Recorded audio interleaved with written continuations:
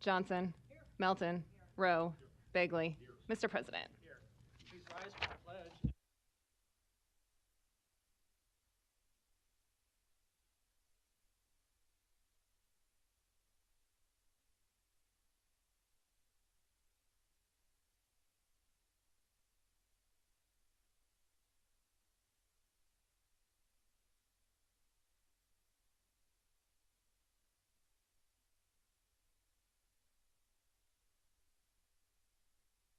We had a nice hour together this morning before pre-council, and they kept me on my toes. It was they were a little quiet at the beginning, but by the end of that, I couldn't get out of there because we were taking pictures and answering questions. So it was a great group. I'd like to recognize them here today. Thanks for being here.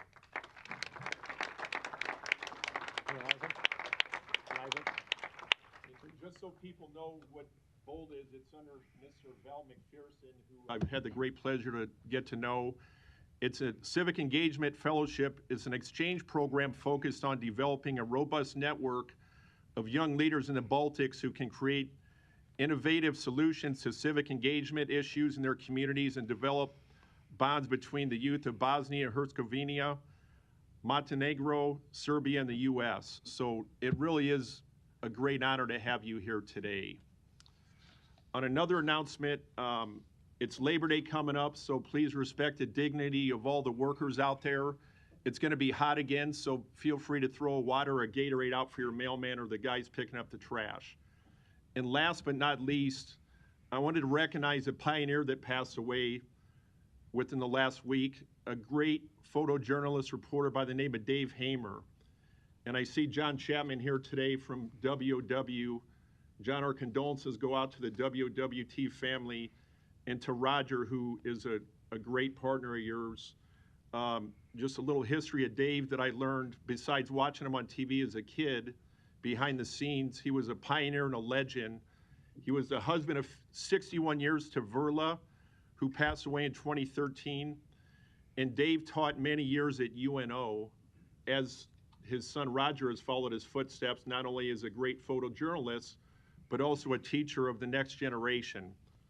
Dave also was one of the first, or the first local reporter to cover the Vietnam War. I think it was 4 segments he did. And he also covered the Gulf War.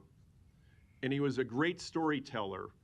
And I know from listening to a couple of videos and articles I read on him, there was always a beginning, middle, and an end of each story. I think he drilled that in pretty good to the young journalists, that was the way to do things.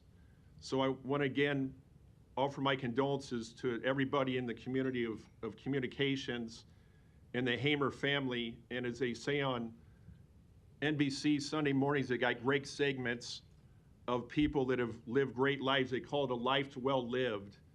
And I certainly think that Mr. Dave Hamer is a pioneer and a legend and a family man, fits that bill today, and we want him to rest in peace, and condolences to his family. Thanks, Mr. President. Thank you. Madam Clerk. An affidavit of publication is on file for the pre-council and city council meeting, and a current copy of the Open Meeting Act is posted in a white binder on the east wall of legislative chambers. Good afternoon and welcome to the Omaha City Council. We appreciate having you here today. Look forward to your input on our many items. I encourage you to turn your cell phones off or at least to vibrate.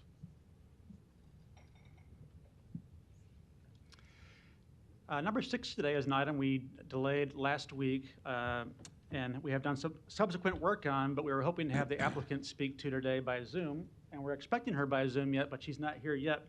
So there's no more time on this license to delay it any further, but what I would suggest for now, if my colleagues are okay with that, is that we move item number 6 to the end of the liquor license agenda to see if she might still dial in, and we start with item 7.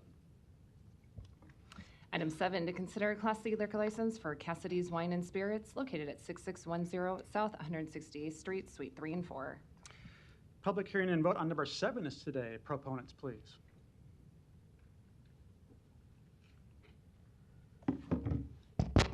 Hi, good afternoon, council members. My name is Sunil Kumar Mohandas, and I rented this space on 168th and Harrison to start a liquor store. I do have a 12-year experience in this field, I've been owning and operating Husker Food Store on South 24th Street. And I hope everybody will approve my application. Great. Thank you. Thank you. Any other proponents that want to speak today? Seeing none, any opponents? Public hearing's closed. I'd like to move for approval, waiving park rule number 7. There's a motion and a second. No further lights. Roll call. Harding. Yes. Johnson. Yes. Melton. Yes. Rowe. Yes. Bagley. Aye. Mr. President. Yes. Motion passed 6-0. Thanks. Thank you, council members. We'll now move back to item number 6. She's still connecting. We'll go to item number 8. Item 8, to consider a Class I liquor license for Noli's Pizzeria located at 6307 Center Street, Suite 101. Public hearing and vote on number 8 is today. Proponents, please. Yes, good afternoon, Mr. President, members of the council. Sean Kelly, 2804 South 87th Avenue. Appearing on behalf of the applicant, this is the latest Noli's to come into the Omaha market. If you haven't been, you should be sure and get there. It's really good. Happy to take any questions. Thank you. Any other proponents today? Seeing none, any opponents? Public hearing's closed. Mr. Bagley, you're recognized. Thanks, Mr. President. Mr. Kelly, good afternoon. Thanks for Good coming afternoon. down. Is this the third or fourth location they're opening up? It's the third in the metro. There's one in Sarpy County as well. Okay, so there's one on 40th and Blackstone, and then this is the second one. Both of these are my district, and if our friends, before they leave out of town, they want to go get some good pizza, Noli's on 40th and Farnham, or 63rd and Center is going to be open up soon. I would encourage you to go there. So thanks for being here today, and I make a motion to support this, Mr. President. Thank you. Thank you. Second. Motion and a second to approve. Roll call. Harding. Johnson. Melton. Yes. Rowe. Bagley. Mr. President. Yes. Motion passed 6-0. Item 9, to consider a Class D liquor license for iMart located at 9010 4th Street. Public hearing and vote on number 9 is today. Proponents, please. Come on down. Just your name and address for the record there. Hello everyone, I'm Karna Gurung from Gurung Brothers, iMart, and it's 9010 4th Street, Omaha, Nebraska. Thank you. Just here to answer questions. Yes. Thank you. Any other proponents that want to speak today? Seeing none, any opponents? Public hearing's closed. Move the approval. Motion to approve in a second. Roll call. Harding. Johnson. Yes. Melton. Yes. Rowe. Bagley. Mr. President. Yes. Motion passed 6-0. Thank you. Thanks. Item 10, to consider a Class C liquor license for UNO Caniglia Field located at 6201 Maverick Plaza. A's Communication in opposition. Public hearing and vote on number 10 is today. Proponents, please. Hi, my name is Crystal Reynolds. My address is 17504 County Road P19 in Herman, Nebraska. I'm here with Sodexo at UNO. Thank you. Any other proponents today? Seeing none, any opponents? Public hearing is closed. Mr. Bagley, you're recognized. Thank you, Mr. President. Is it Crystal or Christy? Crystal. Crystal, good afternoon. Thanks for being here today. I had a conversation with Victoria, and she said you would be here. We got some concerns from the neighbors in respect to the Class C license on this. And if you talk to Victoria, are you agreeable to amend that to have it to reflect an I Yes. license for this and not a C? Yes. Okay, That would be for Caniglia. I have two on here again, but that would be for Caniglia Field, yes. okay, so this is for item number 10. Yes. Okay, so that, you're in agreement to amend that to have it be an I? Correct. Okay, thank you for that. I know the neighbors will be a little happier for that. I was wondering, what are the hours of operation gonna be typically? Caniglia Field, we will only be operating when there is a soccer game. So the latest we will be there is 10 o'clock at night. And the earliest game we've had so far is 1 o'clock on a Sunday, 1 o'clock PM? a.m. Yeah, p.m., sorry. Okay, Yes. afternoon? Yes. Okay.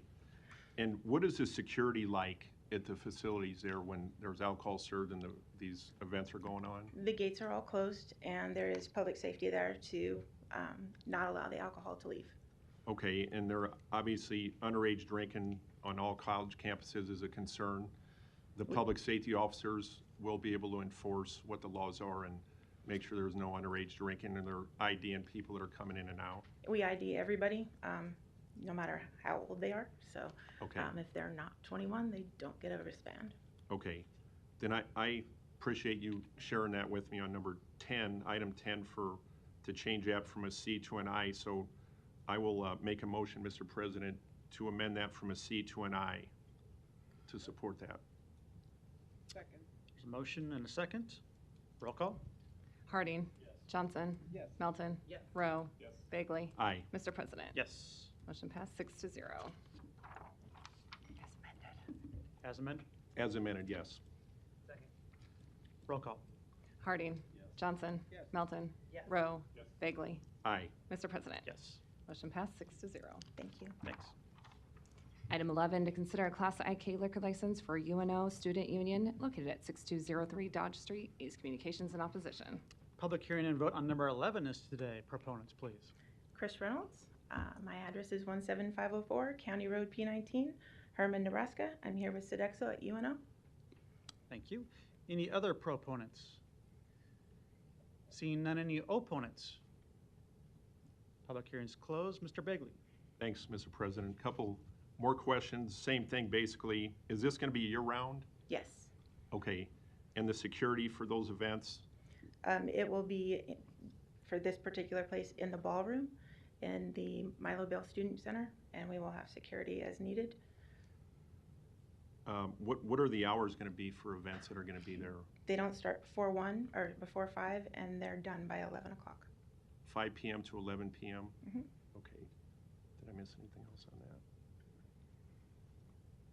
We good?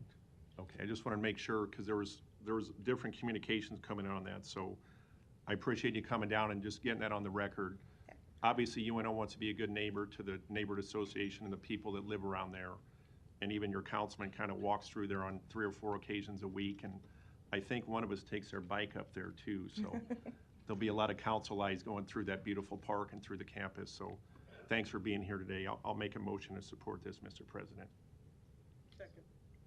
Motion and a second to approve. Roll call. Harding. Johnson. Yes. Melton. Yes. Rowe. Yes. Bagley. Aye. Mr. President. Yes. Motion passed 6-0. Thank you very much. Thank you. Item 12, to consider a special designated liquor license application for Cinco de Mayo Omaha for a festival at 2406 N Street and South 24th Street on September 15th, 16th, and 17th with music until 11:59 p.m. on September 15th. Public hearing and vote on number 12 is today. Proponents, please. I saw Marcus walk in just in time. Yep, proponents, please.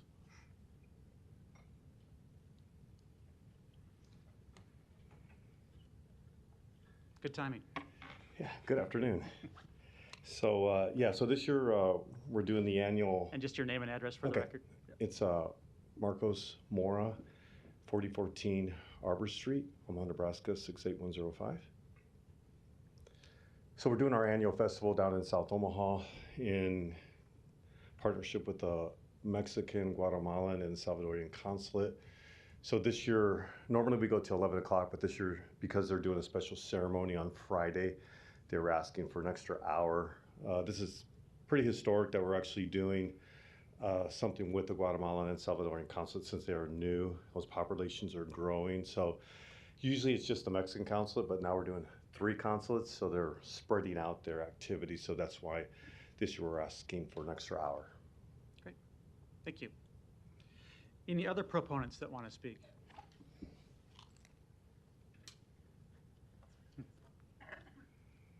Rebecca Barrientos Patlin, 3305 E Street. That was my cousin. I think this is wonderful. These events that we have in South Omaha bring a lot of community, a lot of money back to the city of Omaha. And so I just wanted to say, let's go. Okay, thank you. Any other proponents on number 12? Any opponents?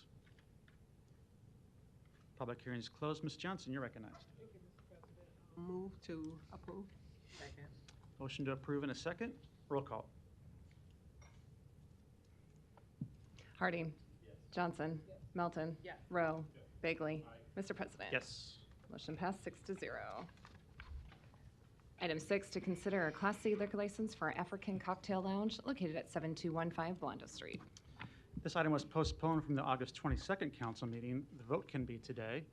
We'll recognize the applicant by Zoom here, Coco Davis. We'll get you off mute here in a second.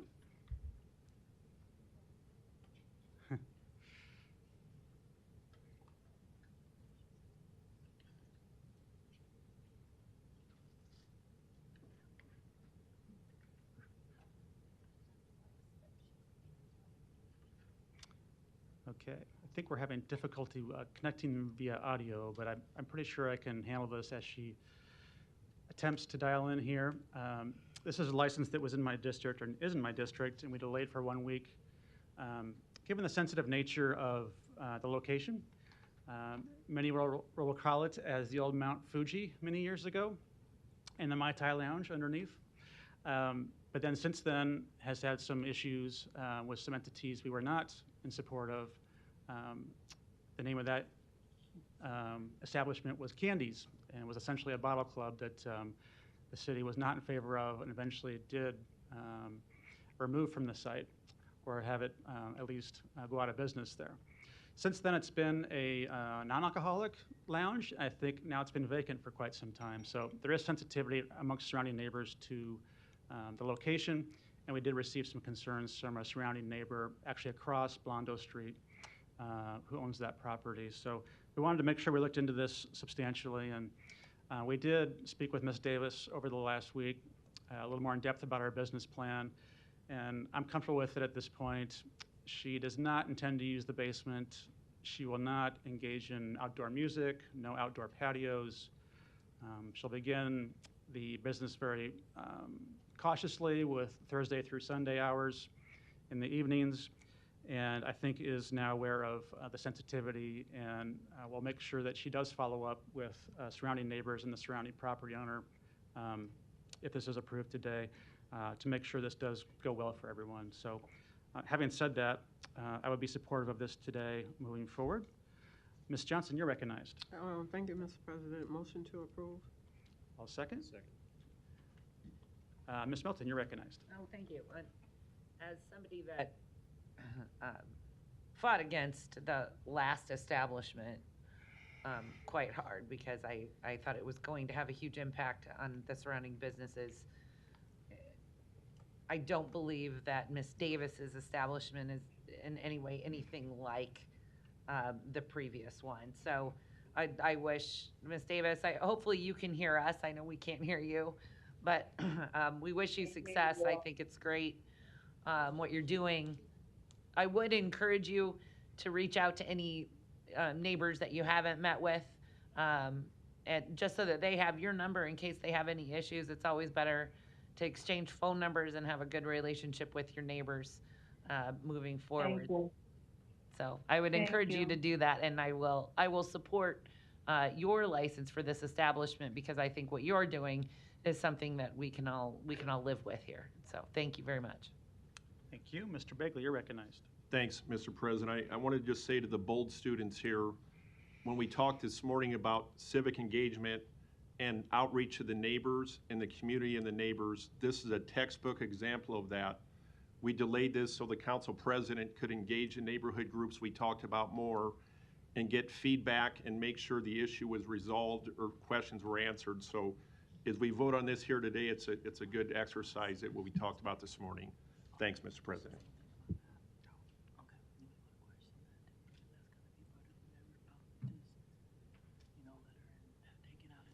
Yeah.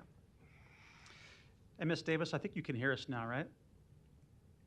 I can hear, but I don't know if you can hear me. Yes, we can hear you. I think. Okay. Did you hear how I characterized your business plan? Is that an accurate assessment of what you intend to do? Yes. Good. And you are a current business owner right in the area, right? Just to the other side of the intersection? Yes, I'm right in the corner. Is the African Beauty Breeding, the Coco Hair Breeding Salon. Yeah, and you've been there for a long time, right? Yes, I've been here since 2014. Yeah. Maybe one more question I would ask you. I know there's a motion in a second on the floor at the moment, but The application is for a C license, which means on sale and off sale. Is that important to you, or would you consider doing on sale only? I like to do both because some people, they will come only just to listen to music. They don't want to drink there, and it'll be even safe for them to buy the drink and go to the house and drink. Okay. You come sit down for a little bit and they buy the drink to go. So I like to do both. Okay. And you heard Ms. Melton discuss engaging your neighbors and having that conversation with them. Is that something you're committed to doing? Yes, I've started already even with my church. The church is just down the street, 10 Pies. I started from there talking to a couple of the people that I know before, that know the area very well, that live in the area.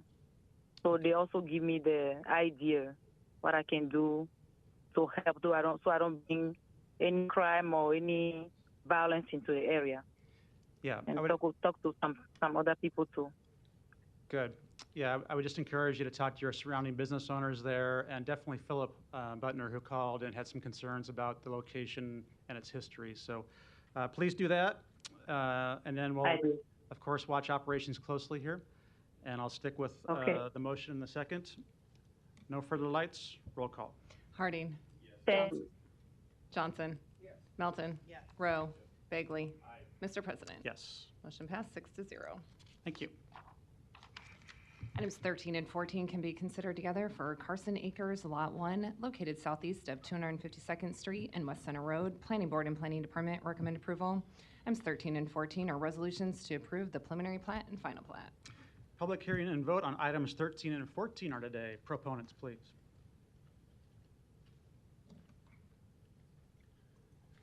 Good afternoon. My name is Scott Carson on behalf of Carson Acres, 4034 South 224 Circle, Omaha 68022. Thank you. Any other proponents today? Seeing none, any opponents? Public hearing's closed.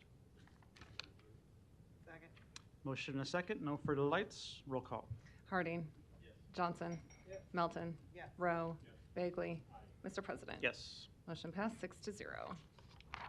Item 15, a resolution to approve the preliminary plat for the Oaks Replat 3, located at 12656 Weir Street. Planning Board and Planning Department recommend approval. Public hearing and vote on number 15 is today. Proponents, please. Hi, Mindy Crook with Arch Icon Development Construction at 509 Walker Street, Woodbine, Iowa. Here to answer any questions about Millard Landing. Thank you. Any other proponents today? Joe Detlefs, 10836 Old Mill Road, engineer for the project, and here to answer any questions as well. Thank you. Other proponents? Seeing none, any opponents? Public hearing's closed. Motion and a second to approve. Roll call. Harding. Johnson. Melton. Rowe. Bagley. Mr. President. Yes. Motion passed 6-0. Item 16, a resolution to approve the preliminary plat for Westwood Heights 15th Edition, Replat 5, located southwest of 129th Avenue and West Center Road. Planning Board and Planning Department recommend approval. B is communication, opposition. Public hearing and vote on number 16 is today. Proponents, please.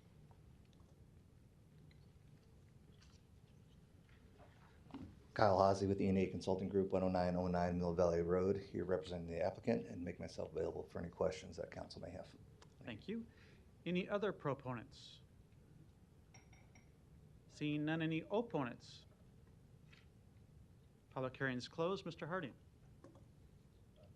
President, I know there was a communication from a either a budding or nearby property owner asking about a requirement for any waivers. I'll make the assumption that it's not on our agenda if those were required, but just because that came in, I want to make it clear that no waivers are required. So I could ask either Kyle or the planning department if you want to respond to that. Okay, Mr. Fanslow. Yeah, Dave Fanslow, City Planning. All of the lots that are being created, they have existing buildings on them, and each one of those lots is code compliant to setbacks and everything that needs to meet. Okay, thank you. You bet. Thank you. No further lights. Is there a motion? Second. Motion and a second. Roll call. Harding. Johnson. Melton. Rowe. Bagley. Mr. President. Yes. Motion passed 6-0. Item 17, a resolution to approve the preliminary plat for DMNR Investment Replat 3 located at 4848 South 66th Circle. Planning Board and Planning Department recommend approval. Public hearing and vote on number 17 is today. Proponents, please. Good afternoon, Connor Shields with RW Engineering, representing the owner of the property. Here to answer any questions. Thank you. And your address, too? 7525 North 101st Street. Thanks. Any other proponents? Seeing none, any opponents? Public hearing's closed. Move the approval. Motion and a second. Roll call. Harding. Johnson. Melton. Rowe. Bagley. Mr. President. Yes. Motion passed 6-0. Item 18, a resolution to approve the preliminary plat for Avenue 1, Replat 5, with a waiver to Section 5384D lot frontage located in southwest of 192nd Street, West Dodge Road. Planning Board and Planning Department recommend approval. Public hearing and vote on number 18 is today. Proponents, please.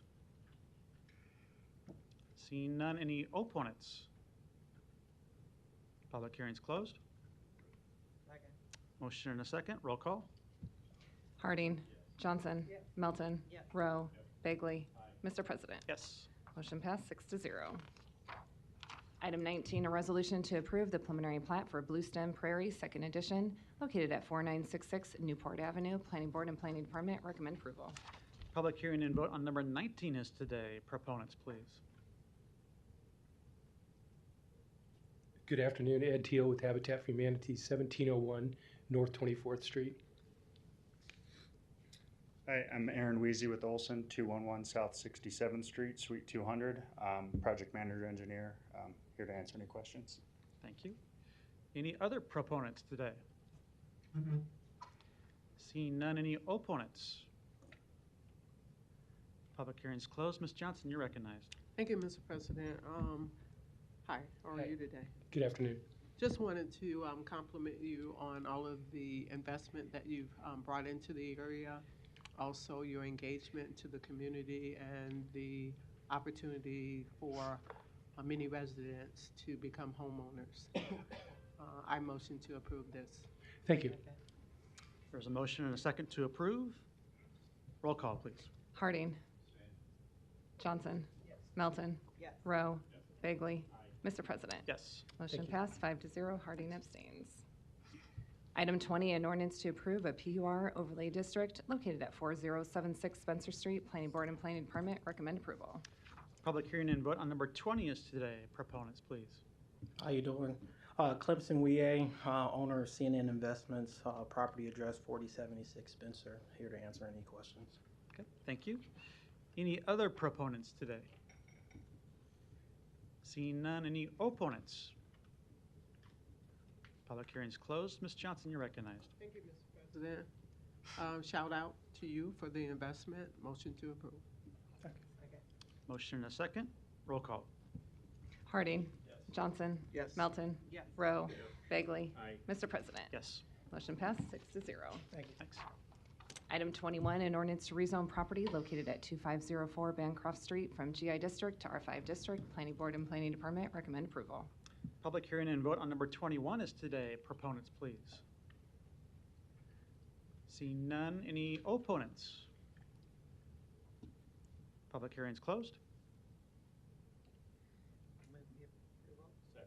Motion or second to approve. Roll call. Harding. Johnson. Melton. Rowe. Bagley. Mr. President. Yes. Motion passed 6-0. Item 22, an ordinance to amend the boundaries of the MCC overlay district to incorporate into that district the property located at 20309 Robert Street. Planning Board and Planning Department recommend approval. Public hearing and vote on number 22 is today. Proponents, please. Joe Detlefs, 10836 Old Mill Road, here to answer any questions. Thank you. Any other proponents?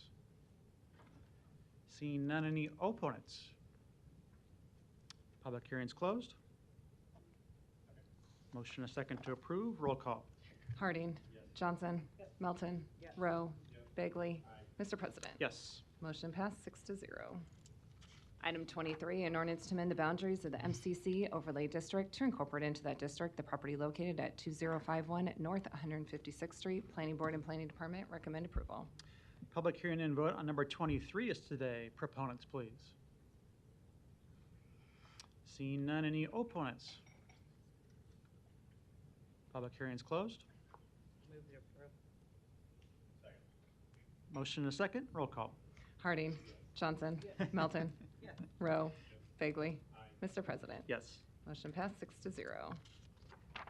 Item 24, an ordinance to amend the boundaries of the MCC overlay district to incorporate into that district the property located at 3131 South 156th Street. Planning Board and Planning Department recommend approval. Public hearing and vote on number 24 is today. Proponents, please. Jeremy Moore, 19506 Pearl Circle, Elkhorn, Nebraska, here representing Scott Catholic High School. Thank you. Any other proponents today? Seeing none, any opponents? Public hearing is closed. Motion and a second. Roll call. Harding. Johnson. Melton. Rowe. Bagley. Mr. President. Yes. Motion passed 6-0. Item 25, an ordinance to amend the boundaries of the MCC overlay district to incorporate into that district the property located at 2500 South 120th Street. Planning Board and Planning Department recommend approval. Public hearing and vote on number 25 is today. Proponents, please. Seeing none, any opponents? Public hearing is closed. Second. Motion and a second. Roll call. Harding. Johnson. Melton. Rowe. Bagley. Mr. President. Yes. Motion passed 6-0.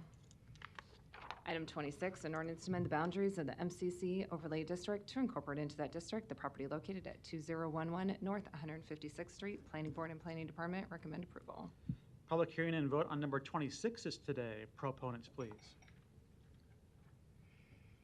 Seeing none, any opponents? Public hearing is closed. Move the approval. Roll call. Harding. Johnson. Melton. Rowe. Bagley. Mr. President. Yes. Motion passed 6-0. Item 27, an ordinance to amend the boundaries of the MCC overlay district to incorporate into that district the property located at 4036 South 42nd Street. Planning Board and Planning Department recommend approval. Public hearing and vote on number 27 is today. Proponents, please.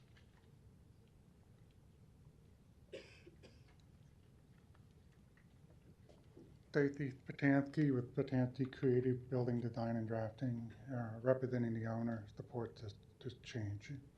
Thank you. And your address, too? My address is 1811 West 2nd Street, Suite 285 in Grand Island, Nebraska. Thank you. Any other proponents today? Seeing none, any opponents? Public hearing is closed. Move the approval. It's a motion and a second to approve. Roll call. Harding. Johnson. Melton. Rowe. Bagley. Mr. President. Yes. Motion passed 6-0. Items 28 and 29 can be considered together for property located at 2922 North 16th Street. Planning Board and Planning Department recommend approval. Item 28, an ordinance to rezone this property from GC District to CC District. Item 29, an ordinance to amend the boundaries of the ACI Overlay District to incorporate this property into that district. Public hearing and vote on items 28 and 29 are today. Proponents, please. Lawrence Butler, LT Butler Engineers, 4809 Northwest Radio Highway. Here to answer any questions you may have. Thank you. Any other proponents today? Seeing none, any opponents? Public hearing's closed. Ms. Johnson. Thank you, Mr. President. Thank you. Hi, how are you today? I am blessed. How are you doing? Great. Can you give me a bird's eye view of what your project is going to be here? Oh, yeah, absolutely. This is it's called the Grand Theater North Projects. We're taking a building that is currently locally landmarked and trying to preserve it the best way that we can, converting it into 4 affordable housing units, which will be good for that area. This is also part of a conditional use permit that was approved on June 9th to convert it to a multifamily. And then we also have parking waivers approved on June 13th because there's no parking in that area.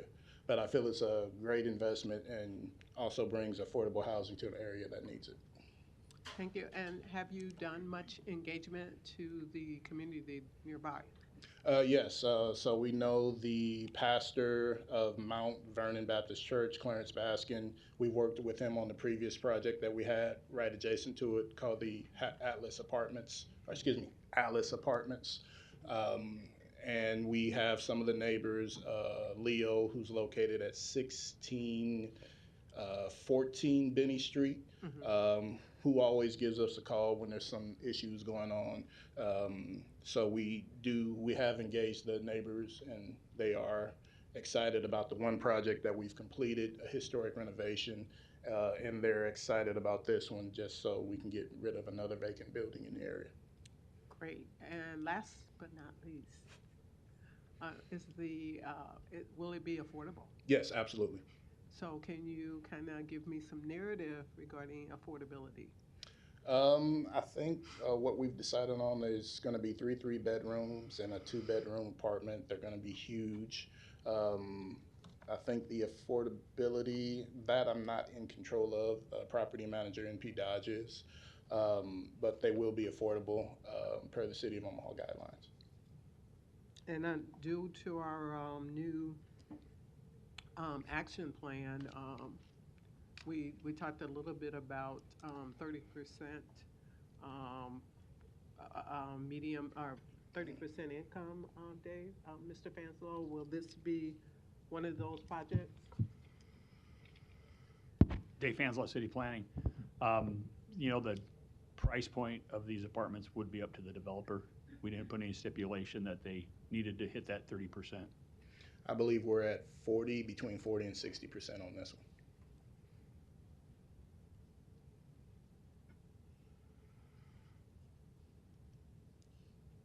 Thank you. No problem. Move to approve. So motion to approve items number 28 and 29 in a second. Roll call. Harding. Johnson. Melton. Yes. Rowe. Bagley. Mr. President. Yes. Motion passed 6-0. Thank you so much. Thanks. Good luck. Consent agenda. Any member of the City Council may cause any item placed on the consent agenda to be removed. Items removed from the consent agenda shall be taken up by the City Council immediately following the consent agenda in the order in which they were removed, unless otherwise provided by the City Council Rules of Order. The public hearings on agenda items 30 through 35 were held on August 22nd. I don't see any further lights. Is there a motion? Second. Motion and a second. Roll call. Harding. Johnson. Melton. Yes. Rowe. Bagley. Mr. President. Yes. Motion passed 6-0. There's been a request to remove item number 50 from the consent agenda, so that is removed. And first, we'll take the public hearings on agenda items numbers 36 through 49 and 51 through 54. If you wish to address the City Council regarding these items, please come to the microphone, indicate the agenda item number you wish to address, identify yourself by a name, address, and who you represent, and if you are a proponent or an opponent. These are items 36 through 49 and 51 through 54. Seeing none? 49 is not included in that. It is.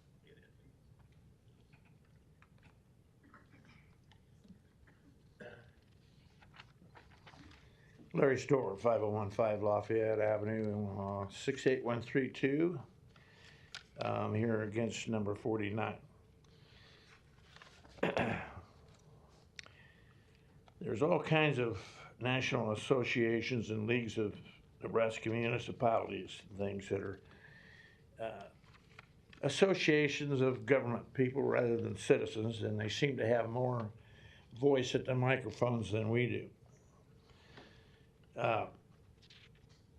The Municipal League of Nebraska Municipalities is one of those who have in the past voiced their opinions against the TIF financing projects for a number of reasons. I won't go into that because that's another item. But I'm basically opposed to the amount of money going to an association of other government people. Thank you. Thank you. Any other speakers on these items? Seeing none, the public hearings are closed. Second. Motion and a second to approve. Roll call. Harding. Johnson. Melton. Rowe. Bagley. Mr. President. Yes. Motion passed 6-0. Item 50, a resolution to approve and accept a grant award from the EPA in the amount of $1 million for a climate action plan. Public hearing and vote on number 50 is today. I think we'll first hear from the mayor's office, and then we'll go to proponents and opponents. Good afternoon, Council. Marco Floriani, Mayor's Office. I'm here to answer any questions about the Mayor's recommendation to accept the $1 million EPA grant for the creation of the City of Omaha's Climate Action and Resiliency Plan. This is an important item to the Mayor's Office. We are frequently asked for updates regarding this item and the creation of a climate action plan from foundations in the Omaha community, local community nonprofits, and businesses. I want to stress first and foremost, this is a risk and resiliency plan. And it's important to the Metro Smart Cities Advisory Group, which approved this initiative and made the recommendation to hire Pale Blue Dot and HDR. This award would pay for those contractual services with HDR and Pale Blue Dot. It would allow us to work with MAPA on a sub-grant to meet EPA regulations to incorporate regional elements into this plan. And it would support city staff to be dedicated to this plan and ensure that we're meeting EPA compliance and reporting throughout this process. How does Omaha prepare and respond to natural disasters or man-made disasters in a changing landscape? This is just as much about reducing the cost in response to those disasters and being resilient. There are many local organizations and businesses I mentioned that have plans and support this. Look at the zoo, First National Bank, Creighton, UNMC, Methodist Health System, OPPD, MUD are some that come to mind. Here and happy to answer any questions that you may have on the acceptance of these funds. This will not cost the city money. The city is not obligated to commit future encumbrances associated with this work. It is to pay for the creation of the plan. Thank you. Thank you. Other proponents today on number 50.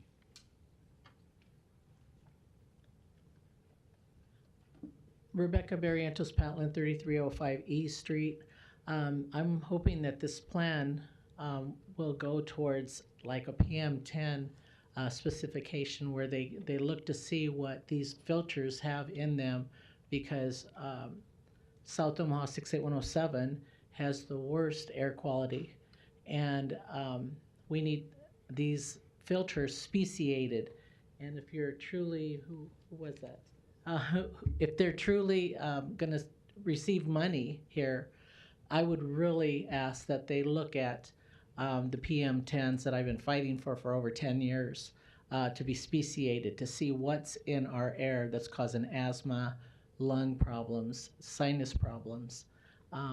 That's a biggie in South Omaha. So I'm for this. Thank you. Thank you. Other proponents? Michaela Valentine, Government and Community Relations Manager, Omaha Public Power District. OPPD supports this resolution and urges the Omaha City Council to approve the acceptance of the grant award of $1 million. You may have noted that recently the OPPD Board of Directors passed a $2 billion near-term generation energy package. This has a lot to do with resilience. That's a word you're going to hear a lot today. And like the City of Omaha, OPPD is also working to reduce greenhouse gases, and we are interested in the synergistic effects between the City of Omaha and OPPD, as well as other stakeholders who would be involved with the passage of this resolution. So please vote yes on Resolution 2023-0871. Thank you. Thank you. Other proponents? Hello, Mike Helgerson, Executive Director of the Metropolitan Area Planning Agency here in Omaha, 2222 Cummings Street. I'm here to speak on behalf and in support of this resolution as well. MAPA agreed at the time that the funds were applied for to help support this initiative and provide some of the regional engagement with other community stakeholders to help facilitate the requirements of the funding. And this really builds on a lot of the coordination that MAPA has been doing around air quality with the City of Omaha and Douglas County over the last 10 years through our Little Steps Cleaner Air program, an initiative focused on ground level ozone across the metro area.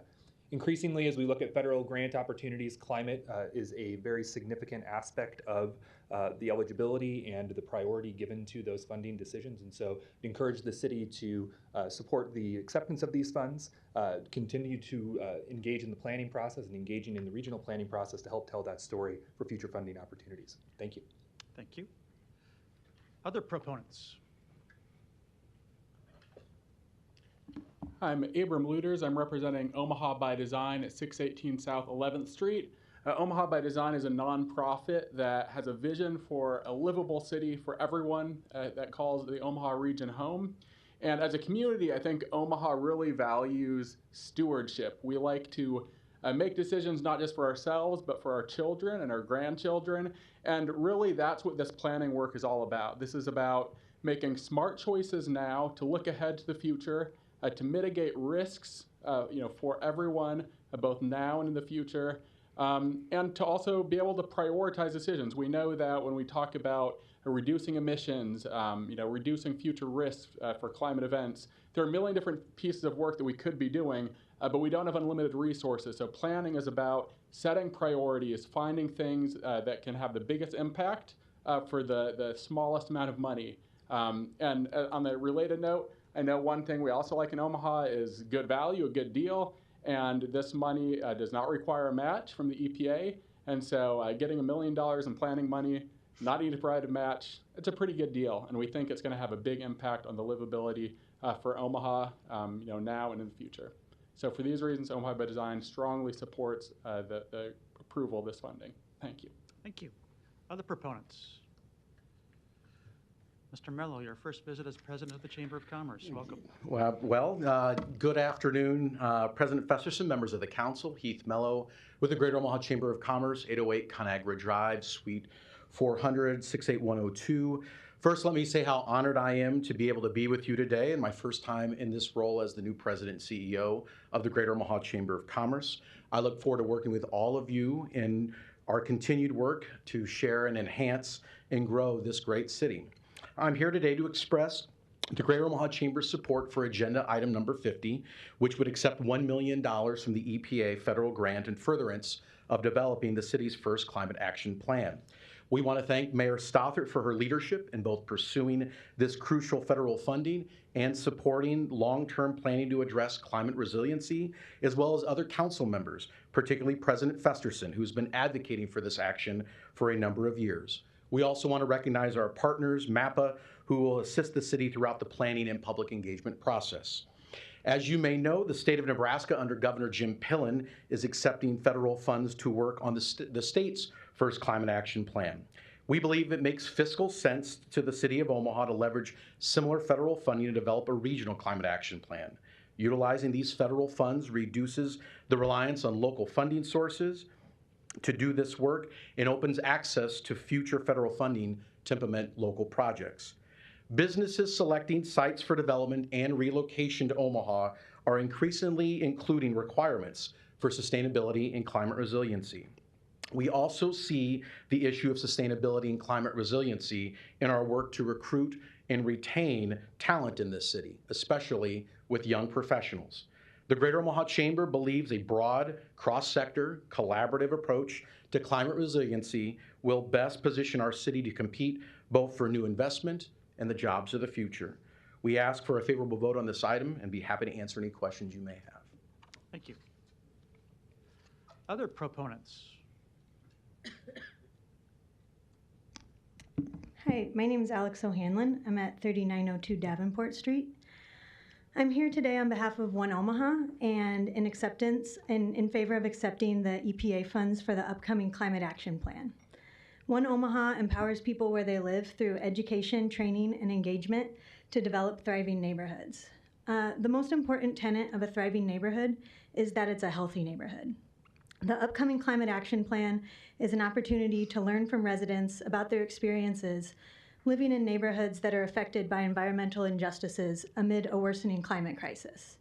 This information should inform a plan that addresses and remediates those injustices, while at the same time creating a blueprint for moving forward with the development of our city in a way that supports residents and the ecosystems that we live in.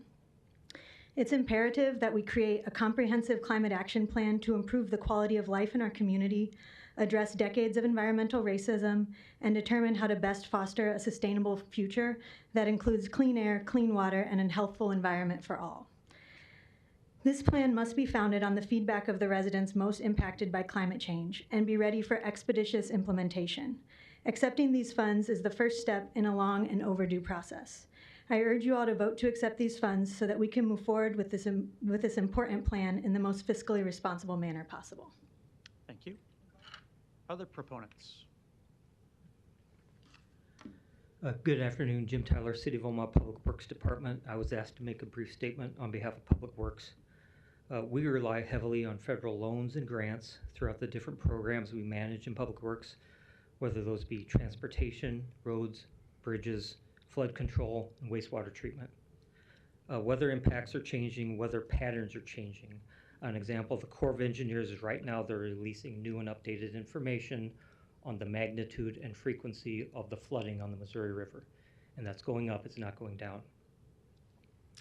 A good example of something we're doing right now at our wastewater treatment plants, they're called our flood hardening projects.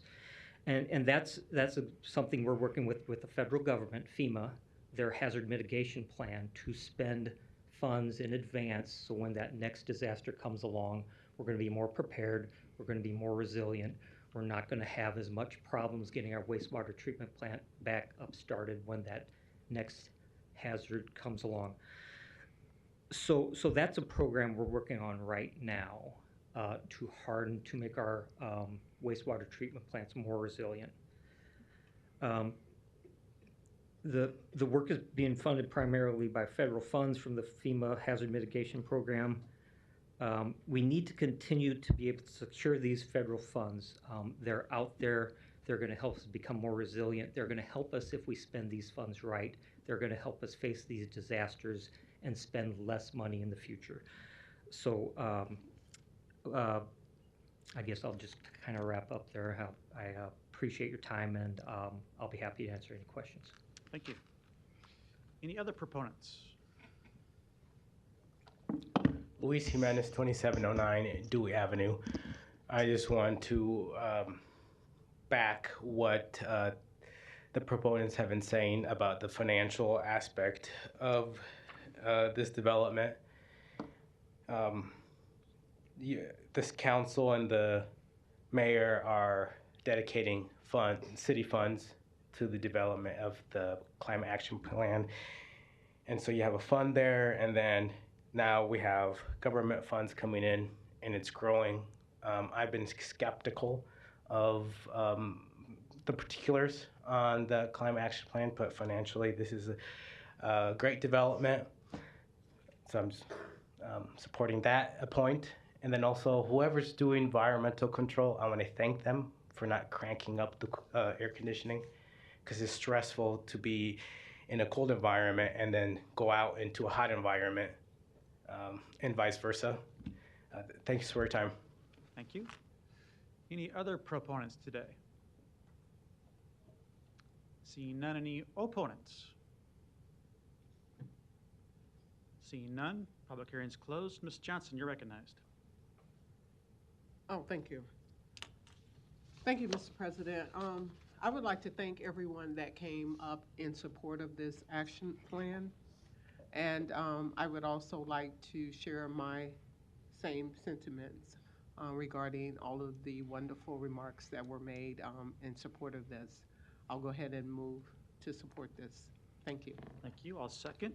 Mr. Bagley, you're recognized. Thanks, Mr. President. Marco, couple questions, please. Marco Floriani, Mayor's Office. Good afternoon, Marco. So in the EPA grant agreement, it says it's from 6/1 of 23 to September 30 of 27, correct? Correct. So to spend that $1 million, do you have a budget? Are you going to spend so much a year? Are you going to spend it all at the beginning, or how will you spend that? It'll be spent throughout the grant budget period of 4 years, but primarily the funds are paying for the work Pale Blue Dot and HDR will be doing, and that price is the same as it was when it went to council in March and was approved to subaward $250,000 to MAPPA on the regional component and to support, for the support of city staff in this initiative. And it was mentioned, how long did it take for the city to secure that grant? I know it's been worked on for quite a while. How long did it take to get this to this point today? We applied, or we sent in our application June 1st. The funds were, or the letter of notice or award for these funds was sent to us August 17th. I have liaised with council staff and council members going back to March on this grant opportunity and our anticipation to utilize these funds to pay for this grant, or to pay for the climate action plan. Okay, thank you for that. And it was mentioned earlier, so you mentioned a bunch of local businesses that are supporting this besides the mayor is in support of it. And I believe my friend Senator Mello mentioned that the governor and the state also has a similar program as the city's doing here, correct? Correct. The state of Nebraska accepted the EPA grant funds as well. Theirs are to cover the scope of the state of Nebraska. It carves out the Greater Omaha MSA. Our funds are for the Greater Omaha Metropolitan Statistical Area. That is one of the reasons MAPPA is on board to help with data collection and community outreach outside of Omaha, Douglas County. Okay, and this is to pay for the creation of the plan, I believe you said, correct? Correct. Okay, and again, this is not city tax dollars, but it's a federal grant from the EPA, correct? Correct. Federal dollars from the EPA, zero match. This is a low risk, high impact opportunity. And that was based on the passage of the Inflation Reduction Act, correct? Correct. Okay, and I know I had heard from a lot of constituents on that. And I want to commend the mayor and also Senator Mello, glad that you're at the Chamber of Commerce now, because I know working with you in the legislature, you're very effective at communicating, and I look forward to working you on this as well as the mayor. And I want to commend, it was mentioned, Council President Fesserson has spent a lot of time working on this prior to me being on the council, but also educating me on a lot of the questions that I had. So I'll look forward to supporting this. Thank you. Thank you. Mr. Harding. Mr. President, I guess, Marco, if you wouldn't mind, I think I'll start there.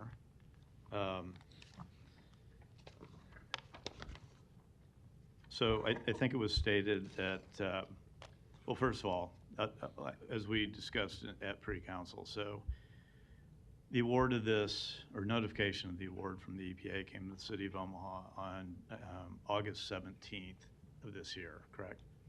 Correct. And we the city have 21 days to respond. Actually, from the award, it says the recipient demonstrates its commitment to carry out this award either by 1, drawing down funds within 21 days after EPA award or amendment mailing date, again being August 17th of this year, or 2, not filing a notice of disagreement with specified in this award. The authorized representative of the recipient must furnish notice of the disagreement to the EPA award official within 21 days, and on and on. So, so the 21 days would expire on September 7th of 2023, which is next Thursday, I believe. When I first saw this, I mean, the announcement or the press release on this came out late last week, and it was placed on our agenda. I was hoping to have some more discussion because I do have some issues about it, and was going to lay it over, but obviously we don't meet next week, and then that's when I discovered the 21-day approval period to respond to the EPA. So we don't have the opportunity to lay this over if we have any questions, unless maybe there is also a provision that if it has some language in here about if there's a disagreement of the award, and I suppose if we could make the argument that there is a disagreement, that maybe we could make that request, but I don't know that you're in a position to say whether or not that would be a good idea at this point. Is that right? That's right. I would request legal staff weigh in on that. Okay. The legal staff just left. Oh, right.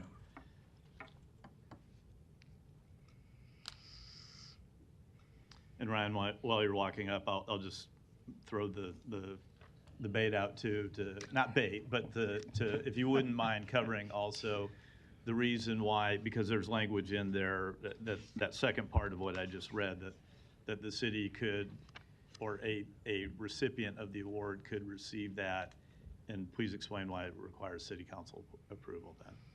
Ryan Weason, Deputy City Attorney. I guess I'll start with what I think the second part of your question is why it would require City Council approval.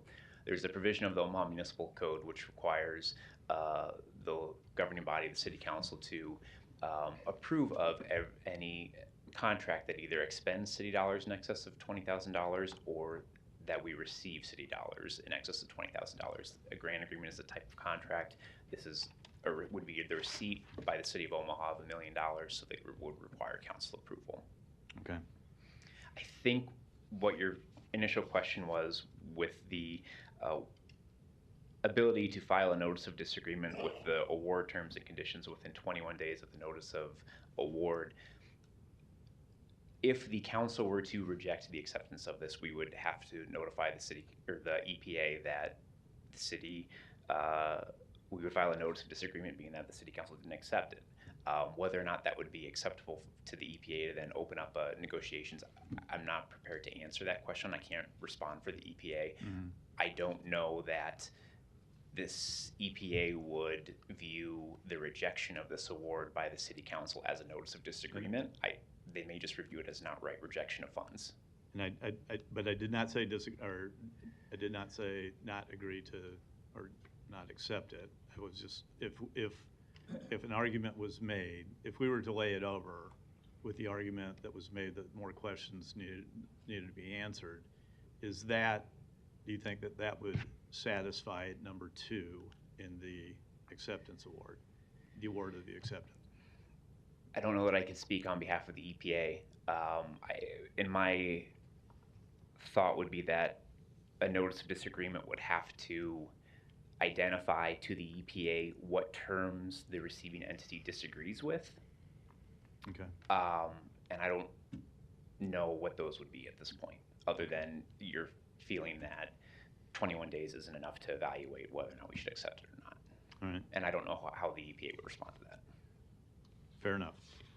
If you wouldn't mind sticking by, I might have more, but Marco, if you wouldn't mind, please. So the total award is for $1 million, and I do know that in the budget summary page, I'll start with looks like there's a identifier number 8 says other for $250,000. I'm to assume that that's the MAPA portion of that? Correct. How come we don't have a MAPA award or a MAPA agreement alongside with this? That is on the agenda as first reading. And why is it on as an ordinance? Defer to legal. Why wouldn't it be a resolution, I guess, is what I'm asking. Ryan Weason, Deputy City Attorney. I believe it would be an expenditure of over multiple fiscal years, and the charter requires that to be approved by ordinance as opposed to resolution. All right. Okay, so Marco, sorry, I got you sitting down. So the remainder of the budget, you've got identified about $141,000 of personnel costs. Is that a one-time? Is that 1 year, or is that to cover the 4 years? That is for 2 years at this time. For 2 years. What happens after the second year when this is a 4-year agreement? We have staff for the creation of the plan, and the plan is due back to the EPA in 2 years. Mm-hmm. So in 2 years from award date is when our deliverables are due back to the EPA. We wanted to ensure we had staff costs associated with the creation of those deliverables the EPA is requiring. The 4-year budget term includes opportunities to utilize funds past that.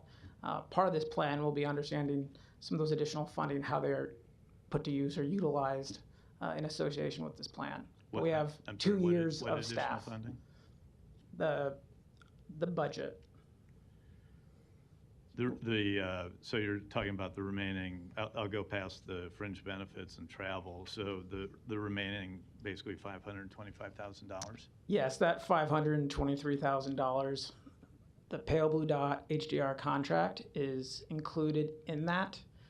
We do have some funding remaining because the contract was $377,000. Those funds have not been programmed. But if we were to anticipate needing to contract out any other services for this grant, we wanted to have a remainder available to do so.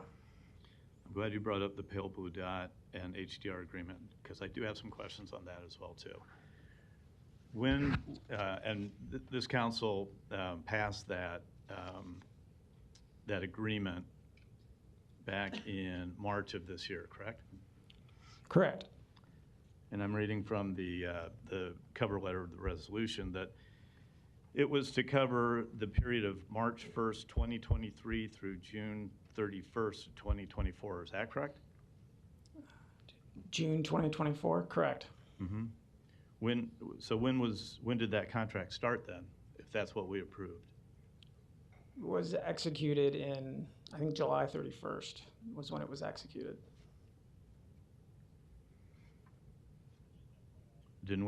Wasn't the agreement that it was supposed to be a March 1st? We approved selecting Pale Blue Dot and HDR to lead the work. And then you have the period of time to make the agreement.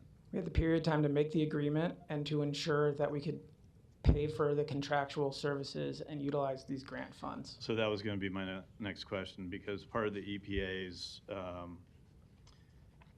approval is that, or for the costs that could be covered, kind of lost it where it is here, but I think it was, I just find it interesting that it could be cover retroactive expenses associated with it to June 1st of this year, but we passed the Blue Dot, which was actually kind of interesting, because remember, that was the one that was kind of cut and pasted. Their response was cut and pasted to us and had incomplete sentences, and remember that one? I remember that council reading. Anyway, so that was one of my questions, is how we can be paying for that, since it was, I understand it was approved, but maybe the agreement wasn't finalized until after that point in time. So, but I don't think we were told at that time that the funding was going to be through an EPA grant. We were told it was another source of funding. So when did the source of funding change? We identified or included that this would be the work of Pale Blue Dot and HDR we anticipated would be funded by a grant. We had not specifically identified which grant. There was a Department of Energy grant that we had discussed. Yes, that's what was told to us that it would be. This EPA opportunity became available the week of March 7th, the week that we went to council with the recommendation to hire Pale Blue Dot and HDR. What we learned was this EPA opportunity was tailor-made for our work with HDR and Pale Blue Dot and the creation of this climate action. That was back in March? Resiliency plan. That's when the notice of opportunity was made available for us to review from the EPA. In March? Correct. And this council first found out about it last week. The EPA opportunity, we have communicated with council members and staff going back to March. I'm not going to take a poll here, but I would disagree with that. I'm not familiar with the inner workings or communication of council, but we have communicated regarding the anticipation that we would apply for this EPA grant going back to the spring. And I probably should have prefaced all this by saying, look, I obviously am very sensitive to our environment. I want to be a good steward of our environment. I led the charge on making sure that we increased our recycling pickup capabilities with FCC. I'm asking these questions because we're also stewards of the taxpayers' dollars.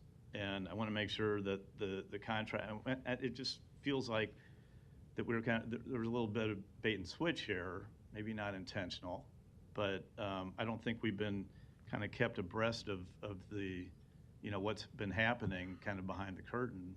as we go through this process. And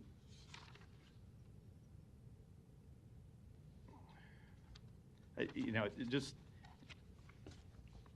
interesting side note. If you'll go with me here a second, I'm reading in the project description.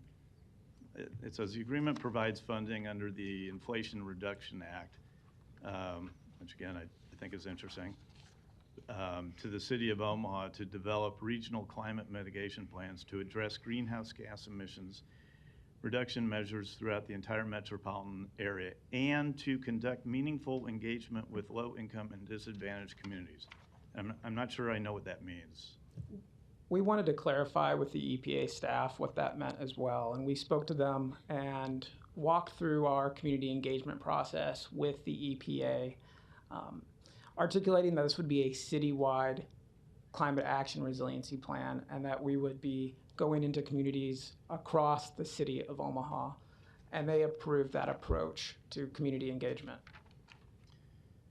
So, and then I'm also confused. You just said the words there too, but I also, you know, when Michaela was up and she told us that, you know, we'd hear a lot of this about risk assessment, and so now I'm, you know, a bit confused as to whether or not this is a risk assessment / hazard mitigation plan, or is it a climate change plan? Because that's exactly what this says. It's a climate mitigation plan. This EPA program has certain requirements that we address greenhouse gas emissions and measures for reduction. Those were included in our scope of work with Pale Blue Dot and HDR, and in the RFP the city issued for the design and technical guidance of the Climate Action Resiliency Plan. The EPA is making sure that that's included, and it was part of their program description.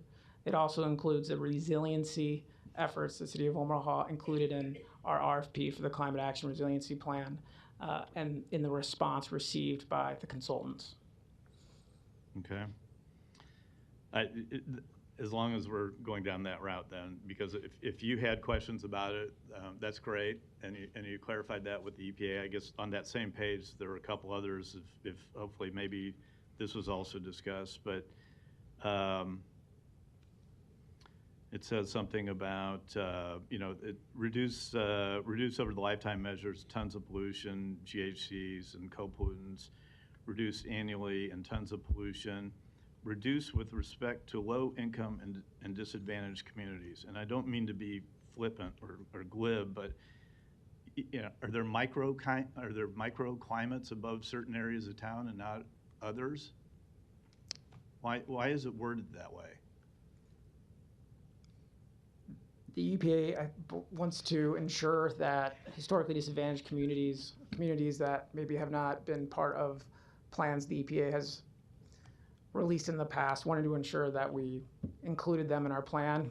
Again, reinforce with the EPA our strategy to make this a citywide, it's inclusive across the city, and that we'll be going into council districts in the city for the community engagement. That was acceptable to them, and that's what we sought, was to make sure that our approach was approved and acceptable as an eligible activity and funded through this grant, and they approved that.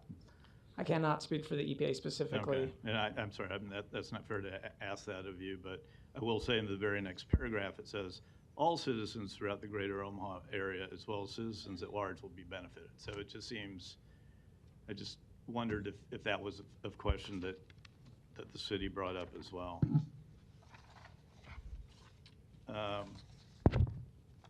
Someone mentioned, I can't remember who at this point, but that there was no cost to the city.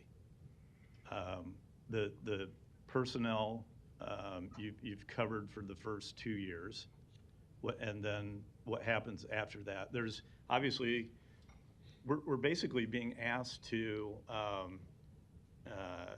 that we will implement a plan and take on the expense, both personnel and materials and whatever actions need to be taken, without knowing what that plan is. Wouldn't a better time to actually maybe apply for this or receive this would be after the work of HDR and Blue Pale Dot's done? These are not implementation dollars. These are dollars to develop the plan. That's my concern too, is that we're being asked to commit to, because it says we have to commit to implementation of the plan once it's approved. I would have to clarify with the EPA what that means. These funds are to be utilized for the creation of the plan, not implementation. Okay, and this is part of my point about why I would have liked to have had some more time to. I feel uncomfortable approving this with the taxpayers' dollars. Not only, maybe not so much for the grant itself, but the questions I have about it, the implementation, and the future costs associated with it as well too.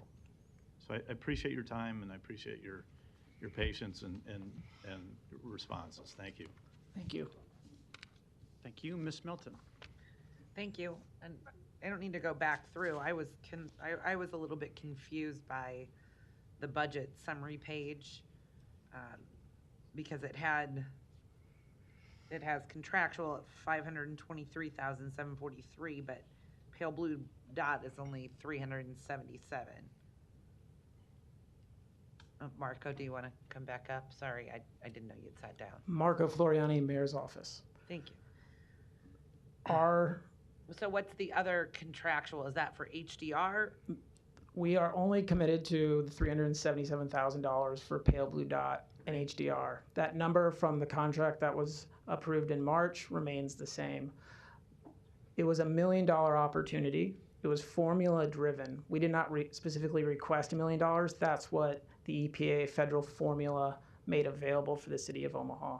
When we looked at the cost of the contract, it was less than, yes, this $523,000.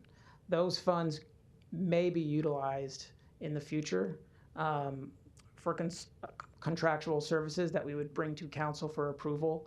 The EPA put that remainder under contractual services as a place to sit, but we are not obligated to utilize the remainder of those funds. So because this also calls for personnel, you said 2 years, and it's personnel plus benefits, obviously. Correct. Just 50% of the annual salary. So would those funds be able to be used to continue that? Because I'm assuming we're not going to hire somebody and then fire them 2 years later. They may be utilized for personnel staff, should we go that direction. So that could maybe fund this. And what is that person's job actually going to be? This new full-time position that this EPA grant funds? That was an internal position in the planning. They'll be housed in the planning department. Dave Fanzel, our planning director, is here to answer any questions specifically regarding that personnel. They'll be working on behalf of this mayor's office initiative. Okay, but I just wondered what the grant required the person to do. I wouldn't have any problems adding somebody to planning. I think we need more code inspectors, but I'm guessing that the EPA is going to dictate what that they will be job leading. Entails. Yes, they will be leading that position. We'll be leading this work alongside the Metro Smart Cities Advisory Group with the mayor and the mayor's office, leading that work, making sure we're reporting to the EPA, and working with MAPA and interfacing with the consultants and other city staff to ensure that we are responsibly delivering on what we're requesting $1 million from the EPA for, which is the creation of this plan. So quality assurance is a big piece of that staff responsibility. Right. I just want to be sure that it makes sense, because we're literally going to pay somebody a full-time salary to make sure that the consultants that we're paying, $377,000 are doing what they're supposed to do, and then the examples of the plans that the consultants already gave us were cut and paste and look like plans that they provided for every other city. So this $1 million is still our taxpayer money. It just, on our W-2s, it comes out of the federal part instead of out of the city taxes that we pay on our property taxes, our sales taxes. So this is still our money. I just want to understand what it's being used for. And so then when the city council approves a contract for $377,000 for a consultant to write a contract, And then we need to pay somebody else a full-time salary to make sure that the contractor is doing what they need to do. A plan of this nature that involves, just from a city perspective alone, Parks Department, Legal Department, Planning Department, Public Works Department, Mayor's Office, requires much coordination. It's a full-time responsibility. I had been assisting in that process in order to make sure we're utilizing funds efficiently and we're making the most of this opportunity. It was decided that we should look to hire a full-time staff person, and found somebody currently with the City of Omaha Planning Department to take on that role and transition with this award. Okay. So that leads me to my next question. And so we're not adding a full-time position in planning, you're transitioning somebody from planning over, but will that person then need to be replaced? Maybe Mr. Fansloff, you can ask that, if you could answer that. I can. Dave Fanslow, City Planning. Excuse me. Yes, the opportunity came up through working with the mayor's office to add a position into the planning department. And typically what we do is we ask existing staff if anybody's interested in an opportunity. We had a current employee who was very interested in moving from one position into this position. And so, yes, we will be backfilling that position. We're not going to lose a position in our department. This one will be funded through this grant, and we will replace that person as a general fund position. Okay. So we are adding, we literally are, we are adding a full-time position. Not to the general fund. For the first 2 years. Correct. So, but in the third year, you'll anticipate having that third, you'll have to, you don't want to, you're not going to eliminate the position. That is not our intent, no. Right, hopefully with a long-term employee who's just Absolutely. taking. Correct. I wouldn't want to see that happen to that employee. Neither would I. So I guess what I'm saying is we're committing after 2 years to continue to fund. That would be my intention, yes. But that's 2-3 years down the road. Okay, thank you. You're welcome. I appreciate that. And so then I come back to the 250,000 is going to MAPPA. Is that correct? Marco Floriani, Mayor's Office. That is correct. The $250,000 would go towards MAPPA for those regional components of this plan. We didn't think that the City of Omaha and City of Omaha staff should be working outside of the City of Omaha on this plan. So wanted to ensure we had a partner that had trust regionally and experience with federal funds, and that's MAPPA. But it just doesn't say what MAPPA is doing with the funds. Yes, they'll be working on the same work the City of Omaha, for the City of Omaha's Climate Action and Resiliency Plan. That description of the preliminary Climate Action Plan and the deliverables the EPA is requiring that are in this grant description, MAPPA will be ensuring that we are able to deliver those from a regional perspective, working with the counties in the Greater Omaha Council Bluffs MSA. So they'll be focused on that work. Within the MSA, we'll be focused on City of Omaha. Okay. And so what I'm just not clear upon is there were a whole lot of people who are supporting this who stood up and spoke, and they spoke about, this $1 million is going to do all these different things. It's going to clean the air, it's going to clean all the water, it's going to stop flooding, this is just $1 million that essentially is paying for consultants and another full-time employee in our planning department. It would be premature to describe exactly what will be in this plan. Right. I want to engage with the public. I want to be clear about what this $1 million is doing. And by the way, we've already committed taxpayer dollars to this plan. That was already voted on by this council. So we have to pay that $377,000. We passed it. You were here. It was back in March, right? That we approved selecting Pale Blue Dot and HDR. Correct. So we're going to have to pay them. A funding source which is identified as a grant, not the general fund. How could we have identified a grant that we hadn't known that we received yet? I don't think that would be legal. So the source of those funds was not identified. It was in March. That was just a recommendation to hire Pale Blue correct. Dot. So what we passed in March was we hired Pale Blue Dot. This council voted yes. They've already started their work, and we approved paying them $377,000. We applied for this grant to hopefully get it so that the taxpayers wouldn't have to pay, so that our city tax dollars wouldn't have to pay the $377,000. If we don't accept this grant, we still have to pay the $377,000 out of our general fund, which are the hard-earned City of Omaha residents' property taxes and sales taxes that they pay. Correct?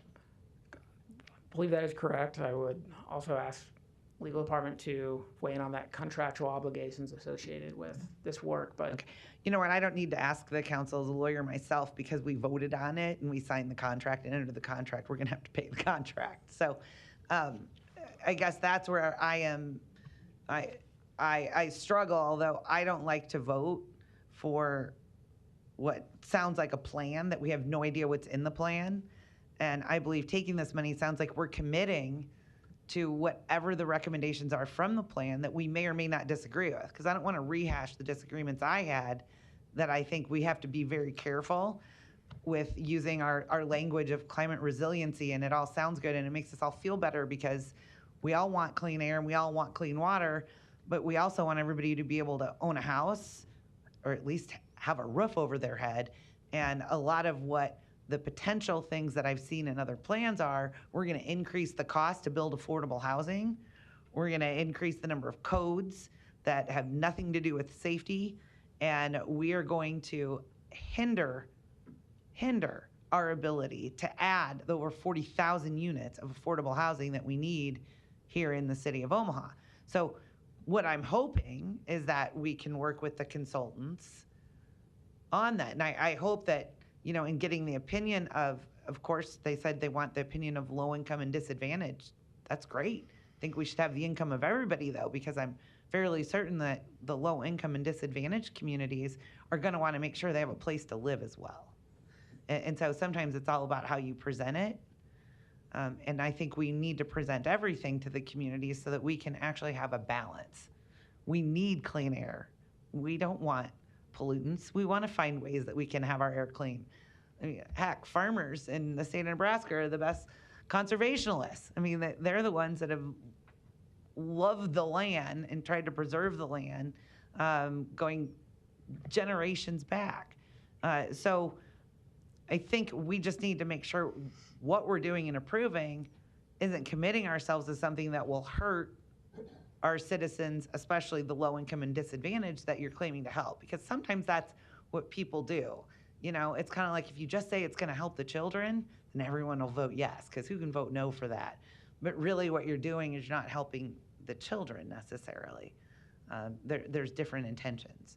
So I struggle with this, but here's the one thing I don't want to do, and this is what I've had a problem with before. If somebody doesn't agree with some of the federal money, I don't necessarily want to give this back because it's just going to go to some other city, and our tax dollars, our hard-earned property taxes are going to have to pay this consultant that, by the way, I voted no to hire.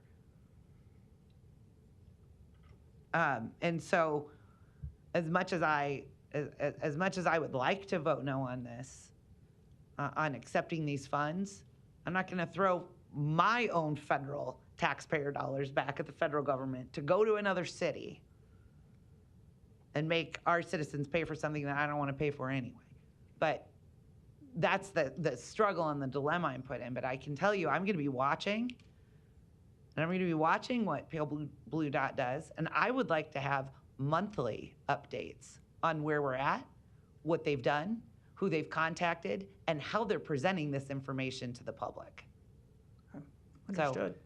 So with this, I think there's going to come a responsibility from this new full-time planning person that I may or may not know since they currently are here, that I would like to have those updates monthly on what this is about so that we can ensure that what we're actually doing is making sure that we have clean air, by the way, for the whole city.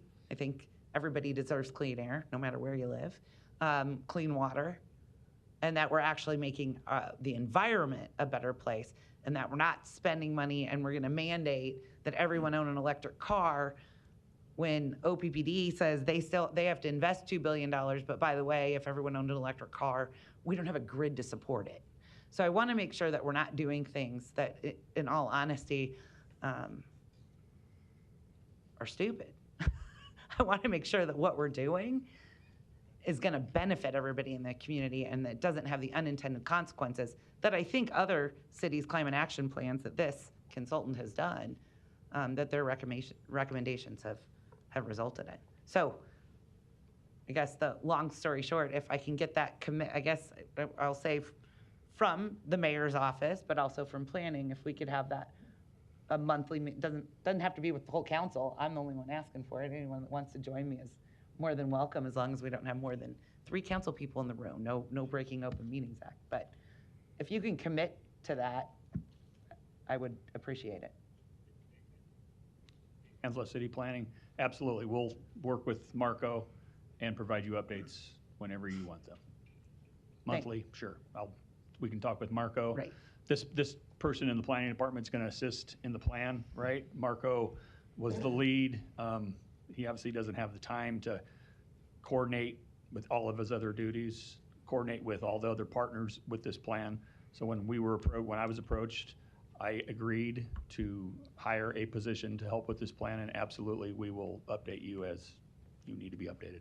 Well, and I'll be honest, I think if you have too much on your plate, I appreciate that. I would actually rather see somebody from our city planning department working with them and paying attention, paying attention to those details and paying attention to the recommendations and paying attention to who's being told what and how they're being told and how they're being asked and who's being brought into it. And Councilwoman, it's kind of in our wheelhouse to manage plans, so we were willing to take those duties on.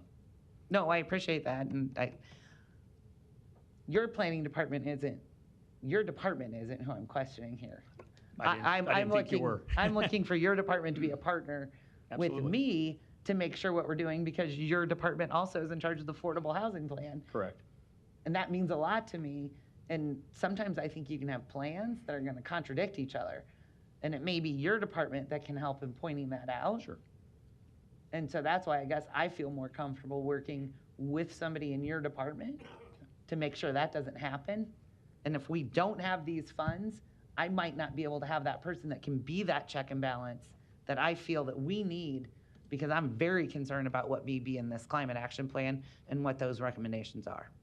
Thank you, Councilwoman Melton. And I did want to clarify, this is not the approval of an existing plan. It's the approval of the creation of a plan. Right. Recommended by the Stothard administration and Mayor Stothard. Thank you. And I think this will help the rest of us, because it's a plan recommended by Mayor Stothard, but then has to be voted on by the city council. And it's a plan that will affect every citizen in this city. So I think that that's very important to note. Okay, thank you. Thank you. Thank you, Mr. Rowe. Thank you, Mr. President. I just wanted to make a few comments. I didn't come into this meeting expecting that I'd be in alignment with Mrs. Melton today, but I appreciate all your words and exactly what you said, because I feel the same way. I have a couple of things. I kind of wish that we could rename this plan the Risk and Redundancy Plan, and not even talk about it as being the Climate Action Plan. I think there's a lot of misinformation in the world about that, and I think people, when they read about a climate action plan, they believe that we're trying to say that we can change the climate. Trust me, I believe that God created the universe, and it's been in change since he created it, and there's nothing that really we can do to affect that change. But I do think that we can mitigate and we can manage risk, and we can understand what changes are coming. And I think that's what this plan is really designed to do. It's not to change the climate, it's to allow us to react to the changes in the climate. And I think there's just a messaging, disconnect with a lot of our constituents. We had a dozen or better proponents today, and I probably had more than a dozen opponents today. But I think it's because of it's that disconnect in how this plan is going to work. Truly, it's not much different than the Housing Affordability Action Plan. We're committing to the plan, and honestly, I think we already committed to the plan back in March. I think we already said we're going to do the plan. Now I'm finding out that there's a funding source discrepancy, which that kind of takes me back a little bit. I thought it was the Department of Energy that was committing to us at that time to pay the funding. And now I'm finding out that that's not the case, that it's an EPA grant. And maybe Marco can explain, did the Department of Energy say, no, we're not going to fund this? And then we had to pivot? Marco Floriani, Mayor's Office. No, the Department of Energy did not decline to fund this program. However, we had more information about this EPA program and felt it'd be a more secure opportunity in addition to additional funding. Okay.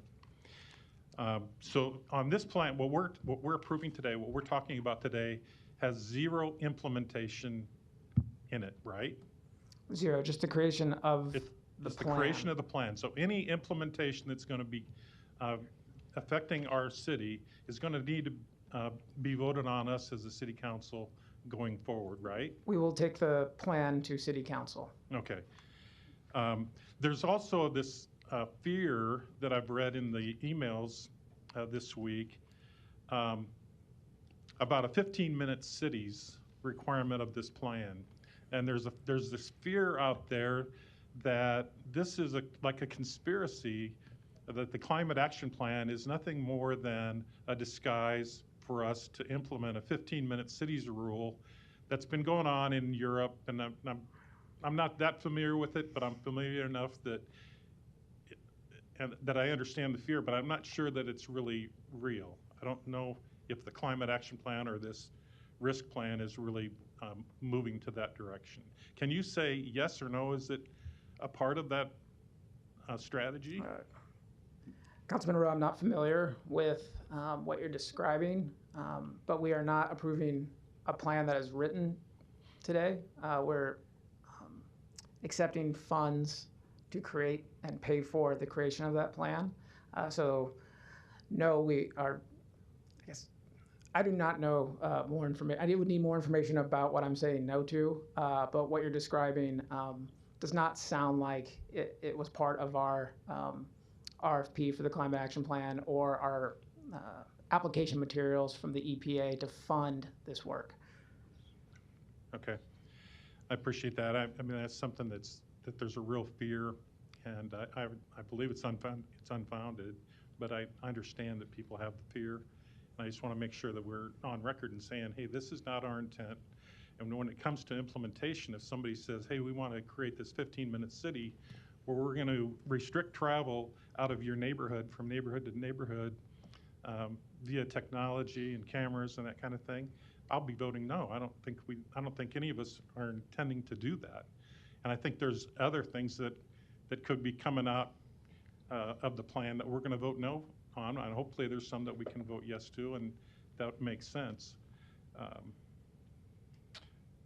I guess I don't have anything else to say. I feel like bottom line is we committed to this. If we can get the federal funding to help pay for it, I'm all for that. Rather than, you know, I mean, it is our taxpayer money. It's like Mrs. Melton said, it's just coming out of a different fund, out of my paycheck. But I don't think I'm going to get a tax rebate if we, vote no. I don't think I'm going to get a property tax relief if I vote no. So I appreciate that, and I think we take advantage of it. And I do know it's, in speaking to some of the people at MAPA and some of the business leaders, it is an economic development question. People talk about it when it comes to economic development, and I don't want us to lose any business because we didn't have some sort of a plan in place. But I want it to be reasonable. I want it to be something that's workable and something that makes sense, not something that's crazy. Thank you. Thank you, Mr. Hardy. Thank you, Mr. President. So I was very glad that Councilmember Melton was asking the questions about the funding, because it was, quite frankly, Mark, I had a different thought during this discussion, and you know what? That's kind of what I was asking for at the outset. Is that I would have liked to have had all these discussions. I mean, now knowing that, finding out today that we knew that the funding source would change back in March, I mean, we had 4 months to have this discussion, but here we are having it with our kind of the proverbial gun held to your head because we don't meet next week and we have to respond to the EPA by next Thursday. And that's not how we should be doing business. We had 3-4 months to discuss this. But these conversations are all, has been very eye-opening and helpful because quite frankly, my thought of, I guess what I didn't consider is if this wasn't accepted, is that how do we pay for it? Because what you've said is, and what was told to us back in March when we originally committed to it, as Councilmember Rowe said, I mean, this is, in many respects, this is no different than kind of what we did in March, but you changed the funding source. But tell us that. Now, hold on, I'm not done on that, but because if we were told that there was going to be one funding mechanism, and then as soon as we passed that, there was a whole nother discussion going on, and it was likely that the EPA was going to be funding this, wouldn't you think that that would have been important information that this council should have known? Councilman Harding, it was always the intention to utilize, or the objective to find grant funds to pay for this plan. What would happen if those funds were not available would be, I would ask the finance department, since it's a budgetary issue. But in my defense, I feel we have communicated the anticipation of these funds with council staff and council members. It's also important that we don't supplant our ability to receive federal funding by claiming one source of funding before those funds have been accepted by council or before we've received an award letter from the federal agency issuing those funds. And we had not received that from the Department of Energy. And the EPA funding opportunity felt more secure. We had more information on it, and that became available, or the notice was public in March, and we continued to learn more and apply and wait for those funds. Wow.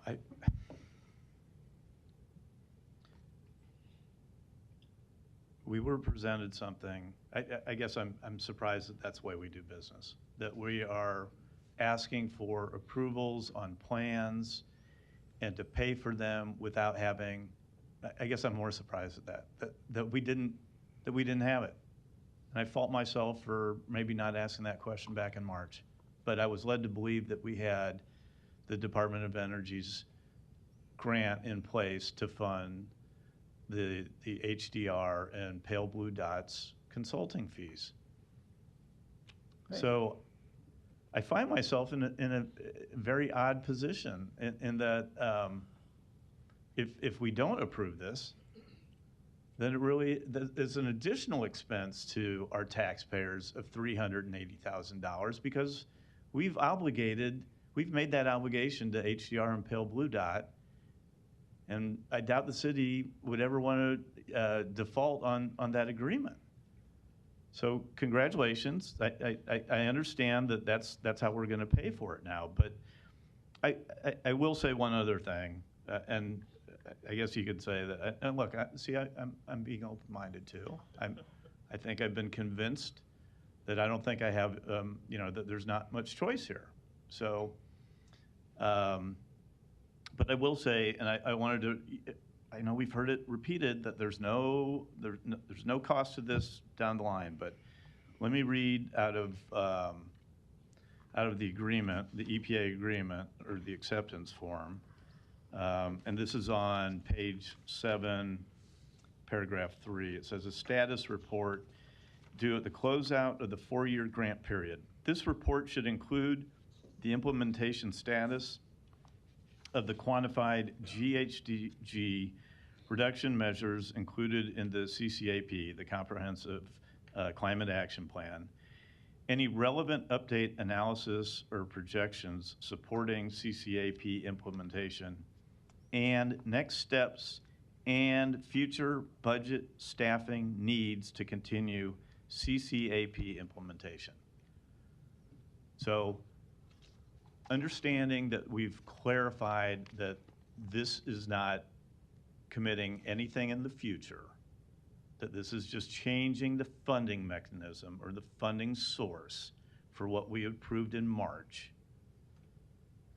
But I want to make sure that everyone understands that, as Councilmember Melton said, that it's likely that some of the implementation that's going to come out of this plan that we're going to have to consider, and I'm not going to be in favor of, if it's going to add cost to development or cost to provide workforce or affordable housing. I'm not going to, that's going to be hard for me to approve. But I think I'm in a situation where, you know, if we don't agree to this, then it's coming out of the city's general fund. And let me ask you this, and I don't know that you can answer it, but is the Department of Energy funding mechanism or source available still? We would need to get a clarification on if it's still available. But we don't have the time to do that because we have to approve this today. This is, again, a tailor-made grant for what we're trying to accomplish. Okay. Thank you, Marco. Ms. Melton? Yeah, I just wanted to say, listen, I walked in here not wanting to vote for this and planning to really vote no because I worry about the forced implementation later. Because I'm sure later someone will say, well, we spent the million, so now we have to do everything they say. All right? I completely agree with Councilman Harding. I 100% agree. What I'm hoping, though, is that at least our general fund money that comes from property taxes and sales taxes of our citizens is not going to go for this, and that in addition, the EPA is paying for somebody that we know, somebody in the planning department that I at least will be working with, and it's not somebody from the outside coming in and telling us. So I'm hoping that what this is going to do is kind of make sure we have a check and balance on this plan and how it's being implemented.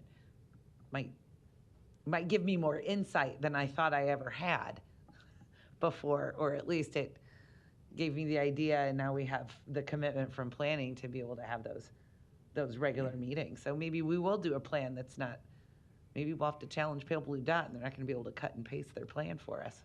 We might be able to make our own that'll work best for our community. So thank you, Councilman Harding. Thanks. I think I may be the last speaker in the queue, so I'll keep this short. But I've been working on this issue for over 2 years now, so I am supportive of what we're doing here today. One of the previous speakers said this is long overdue, and I'd agree with that. Most major cities have already done a comprehensive plan. Most major cities are already implementing a comprehensive plan. Lincoln, for example, is already well on their way. So I wish we were further along, but I am encouraged by the $1 million grant. I'm also encouraged by the fact that it includes deadlines now. We've never previously had deadlines into this effort. This grant specifying that a priority plan must be done by March 2024 and that a comprehensive plan must be done by August 2025. And a commitment by the mayor's office that public engagement starts in September and will be heavily engaged by the end of the year. That's a critical component of this plan, so I was pleased to hear that. And it does fund the contract, and it does fund an FTE. I also think that's critical, and that's best practice anywhere you go.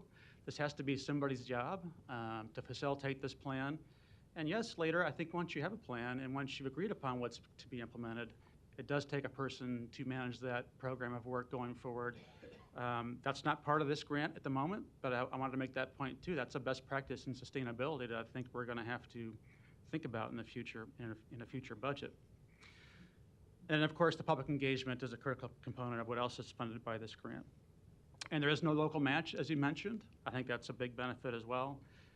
And it is accurate to say, as Councilmember Melton said that should this grant not be accepted, this does become a local expense. So I see no downside in accepting the grant to prevent that from happening and to prevent further delay from occurring, which has already occurred much too long from my perspective. And so I hope the plan ultimately has some aspirational goals, like most plans do. Carbon net neutrality by a certain time frame. Lincoln has an ambitious goal by 2040, for example. But then also some really common sense short-term action steps we can take out of a plan like this. That might be things like increased recycling, or it might be continue to change your LED lights, your traffic lights to LED to save electricity and to save expense. It might be to relocate and upgrade our composting operations, which we should do. It might be to expand electric vehicle stations across the city more than we have. Things like that that I think are very practical in nature and actually save the city money in addition to doing the right thing from a sustainability perspective. So that's what I hope the outcomes eventually are. But today is very simple. We're just accepting the grant to be able to get there, to engage the public and everyone on this plan, to hopefully come to consensus on what those items are and what we can move on to work on together. Lastly, I'd just say I do appreciate the Greater Omaha Chamber of Commerce being here. I do think this is a workforce issue in addition to being an environmental issue. I think young people really care about this issue. And to attract our future workforce, I think we must show that sustainability is a core value. I'll finish by saying I want to thank Marco for getting us to this point. I know it's been difficult having this only be a part of your duties, so I appreciate the work you've done on it. And I do look forward to working with our designated planning person on this and the public to keep it moving forward. I spoke incorrectly. There are more lights. Mr. Rowe. Thank you. I did want to say one last thing, and I think you brought it to my attention. I want to make sure that we do appreciate Marco's work. But that is, we do appreciate what you've done on that. I do want to make sure that we all know that we need to hold Pale Blue Dot accountable to a robust community engagement. We can't just say we're going to have a meeting and show up in every council district and think that that's going to be good enough. We have to make sure that our constituents have input into this plan, good, bad, and ugly. I mean, we just need to get all the information that we can. And I just wanted to make sure that that was an expectation, at least it is of mine, that our communication to our constituents has to be over the top on this particular plan, and as all of them, but we can't come back and say, oh, well, we wish we'd have done more. We have to make sure we do everything we can to get community involvement in the development of the plan. Thank you. Mr. Harding.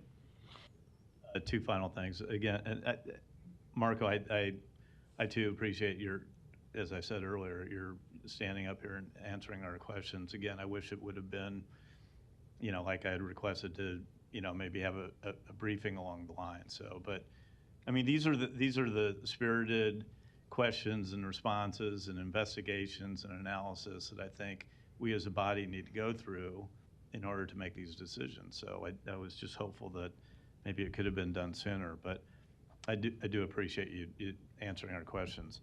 The other one other thing is, Pete, you almost got me to change my vote. I mean, you're throwing in conclusions already, and I don't know that those are those will be the conclusions that come out of the report. But thank you. There's a motion and a second to approve. Roll call. Harding. Johnson. Yes. Melton. Yes. Rowe. Bagley. Mr. President. Yes. Motion passed 6-0. Thank you for your testimony. We appreciate it. One public hearing can be held for items 55 and 56. Item 55, an ordinance to repeal several sections of Chapter 20, Article 7, Division 1 and 2 of the Omaha Municipal Code regarding firearms and weapons. Item 56, an ordinance to amend various sections of the Omaha Municipal Code regarding firearms and weapons. We'll have one public hearing on items 55 and 56. They will require separate votes. We'll start with a brief presentation about why we're here from Mr. Kuzy, and I believe a representative of the Omaha Police Department. Mr. Kuzi, you're recognized. Matt Kuzi, City of Omaha's Law Department. We're here on 2 items before the council. First one deals with the repeal of approximately 22 ordinances. As the council is aware, LB 77 was passed by the legislature and signed into law by the governor. It goes into effect, I believe, this Saturday, September 3rd. As I've indicated to the council before in communications that I've had with you, LB 77 strips away the city's ability to have any regulation over the ownership, possession, storage, transportation, sale, and transfer of firearms or other weapons. They deemed that a matter of statewide concern. The legislature went on to say that any ordinance in conflict with that language is null and void. So given the impending enactment of LB 77, the law department and the police department went through the code to find those ordinances that conflict with the language of LB 77. This was done by Mr. Hepakon, my office, Mr. Slimp, the city prosecutor, the Omaha Police Department, and myself as well. And what you have in the first agenda item for consideration is my strike through of all of those ordinances. Those ordinances include carrying concealed weapon, the possession or transportation of firearms, the sale of firearms to minors, possessions of machine guns, the unlawful possession of a concealed firearm, and our registration requirements. There's some other ordinances in there as well that are tied to those specific ordinances. And given the enactment of LB 77, it's imperative, I think, on the city to not leave those laws on the books. I think it is disingenuous for us to allow our citizens to believe that these laws are active, so that when they see what will happen as a result of LB 77, it might cause them alarm and they want to call the police department. They need to be aware that the police department today can maybe do something about something that they see, but on Saturday cannot. With regard to the other agenda item, that's really just a cleanup. We went through and found those ordinances where firearms were kind of tangentially mentioned, such as with regard to the Administrative Board of Appeals, there was a separate fee for appealing a firearm registration denial by the chief. That obviously won't apply anymore. There's 2 regulations regarding disaster preparedness that allow the mayor in a state of emergency to take action on limiting firearms. That's stricken out of there. And then it also renumbered those remaining ordinances related to firearms that the law department believes are not applicable to LB 77 and still can remain on the books. Prior to LB 77's enactment, this city, as well as all cities in the state of Nebraska, were allowed to have such regulations. The legislature has determined that it's a statewide concern and only the state of Nebraska can speak on these regulations. So that is the reason for the complete repeal of those 22 ordinances and the amendments to the other 3 ordinances. I am here. The police department cannot be present. I've spoken to Chief Schmaderer beforehand, and I can attempt to answer any questions the council may have regarding the police department. Mr. Slimp is here as well as kind of a subject matter expert for everything I've forgotten about criminal prosecution to help as well. Okay, thank you. Any other, that was a presentation as a proponent. Are there any other proponents? Mr. President, members of the council, my name is Dick Clark, D-I-C-K, C-L-A-R-K. I'm here representing Senator Tom Brewer, 1445 K Street in our state's capital. I want to thank the council for taking action on this. I think it is imperative. I agree with the city attorney that it would be disingenuous to leave an ordinance on the books that didn't have the force of law and that could cause public confusion. And I just wanted to make myself available to answer any questions as the principal architect of LB 77. One minor note, we believe based on what the reviser of statutes has told us that the effective date is actually September 2nd. So with that, I'd be happy to answer any questions. Thank you. Okay. Thank you. Any other proponents?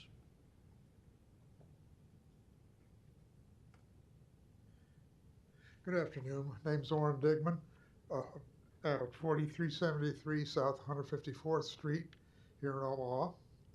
And I'd just like to thank the council for repealing these ordinances. I was involved in the petition process back in 1988 when the constitutional amendment, state one, put this in action. I was surprised it took this long, but I'm glad that it finally has come to the point where the city of Omaha is now in compliance with the federal, state constitutions. And I'd like to thank you for that. Thank you. Thank you. Other proponents? Seeing none, any opponents?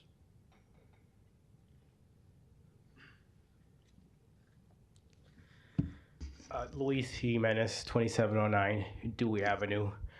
I'm against this due for the public safety aspect of this. Very violent crimes are committed through the firearms use, and it was incumbent for the city to pass extra measures for public safety. And I won't get into the politics of Nebraska, having the Nebraska legislator come in and tell us here in Omaha what to do, but it's happened in other aspects to public life. And I oppose this because of the hierarchy of laws. The Constitution can allow or disallow something, and then the state constitution, U.S. statutes, Nebraska statutes, the hierarchy of law are a part of the legality of policy. And prior to this passage, the Omaha municipal codes do not infringe on citizens' rights to bear arms. But now we have state statutes that says we don't like the look of Omaha, so people like Senator Brewer and his colleagues outstate have to meddle in this, and that's just unfortunate. I hope that if indeed the state legislator is serious about this being a state matter, that they then look at urban populations and safeties and look at the codes that Mr. Kuzi is suggesting that you remove and enact those in state law for the purpose of urban areas. Thank you. Thank you. Any other opponents?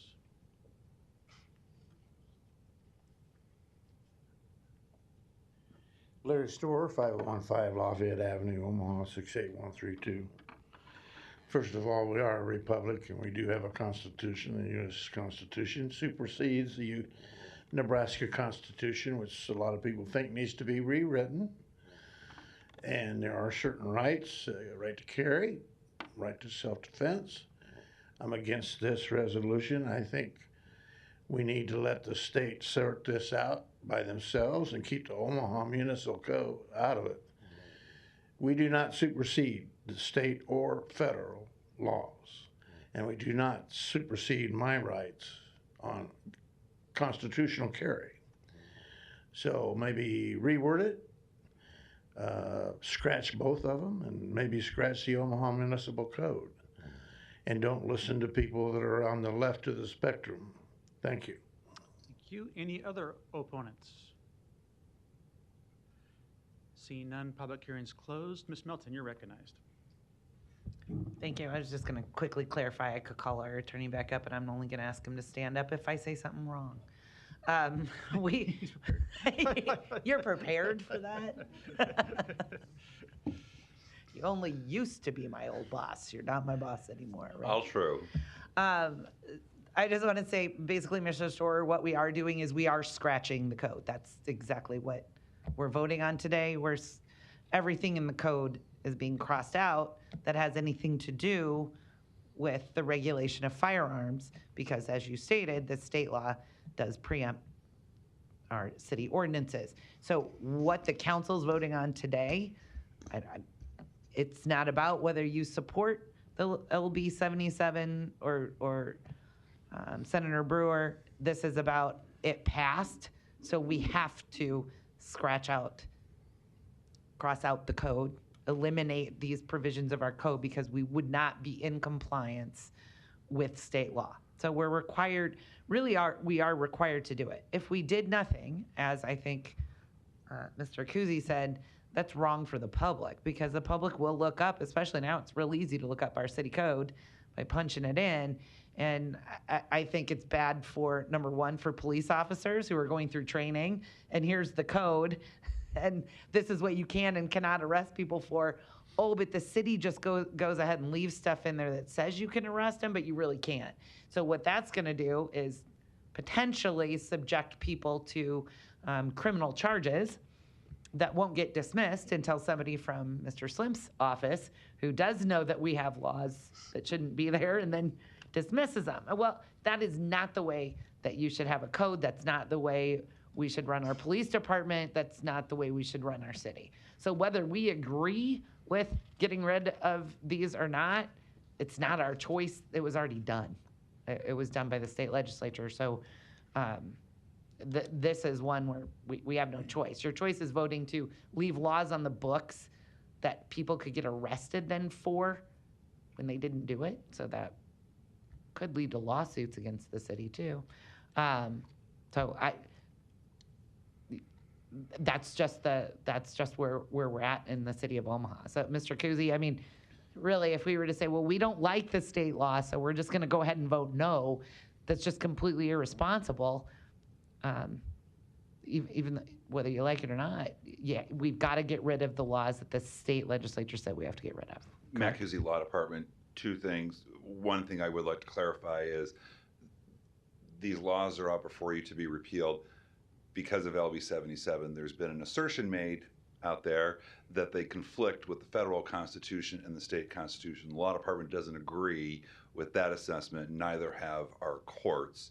So it's not being repealed because of an interpretation of the Second Amendment or the similar provision in the Nebraska Constitution. It's being repealed, or it's being asked to be repealed because of what LB 77 says. So that's one point of clarification with regard to your question is, if the council chooses to keep these laws on the book, that's certainly at the council's prerogative, but they will be unenforceable by the police department.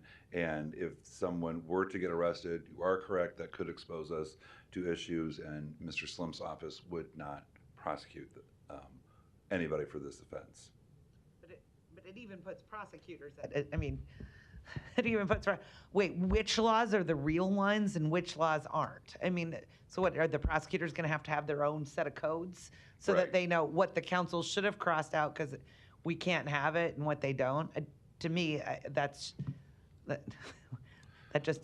doesn't seem like a good way to do business. I don't think it's something that we should ask our prosecutors to practice in, to create their own code books. And to Mr. Slim's credit, he has spoken to all the prosecutors on there, and he's been working quite closely with the police department, because there's also, hundreds of police officers who have to be retrained and re-educated on this, because I teach one of their classes in the academy about city ordinances, and we talk about the weapons offenses. So all the police officers are going to have a different way of thinking when they encounter these types of situations. And Mr. Slimp has been working with the police department on updating their training in that regard.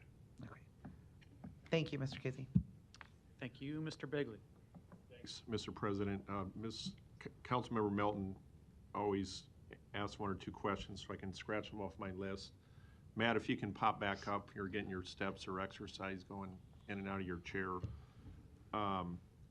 You provided an excellent memo to the council, and I read it on my phone, and I'm one of these guys that likes to get the paper, print it off, and read it 2 or 3 times in front of me so I can understand it. And you and I had a conversation. Let me simplify again what Councilmember Melton said. If we don't vote to repeal these 22 ordinances, tell me again what happens if hypothetically we don't repeal these.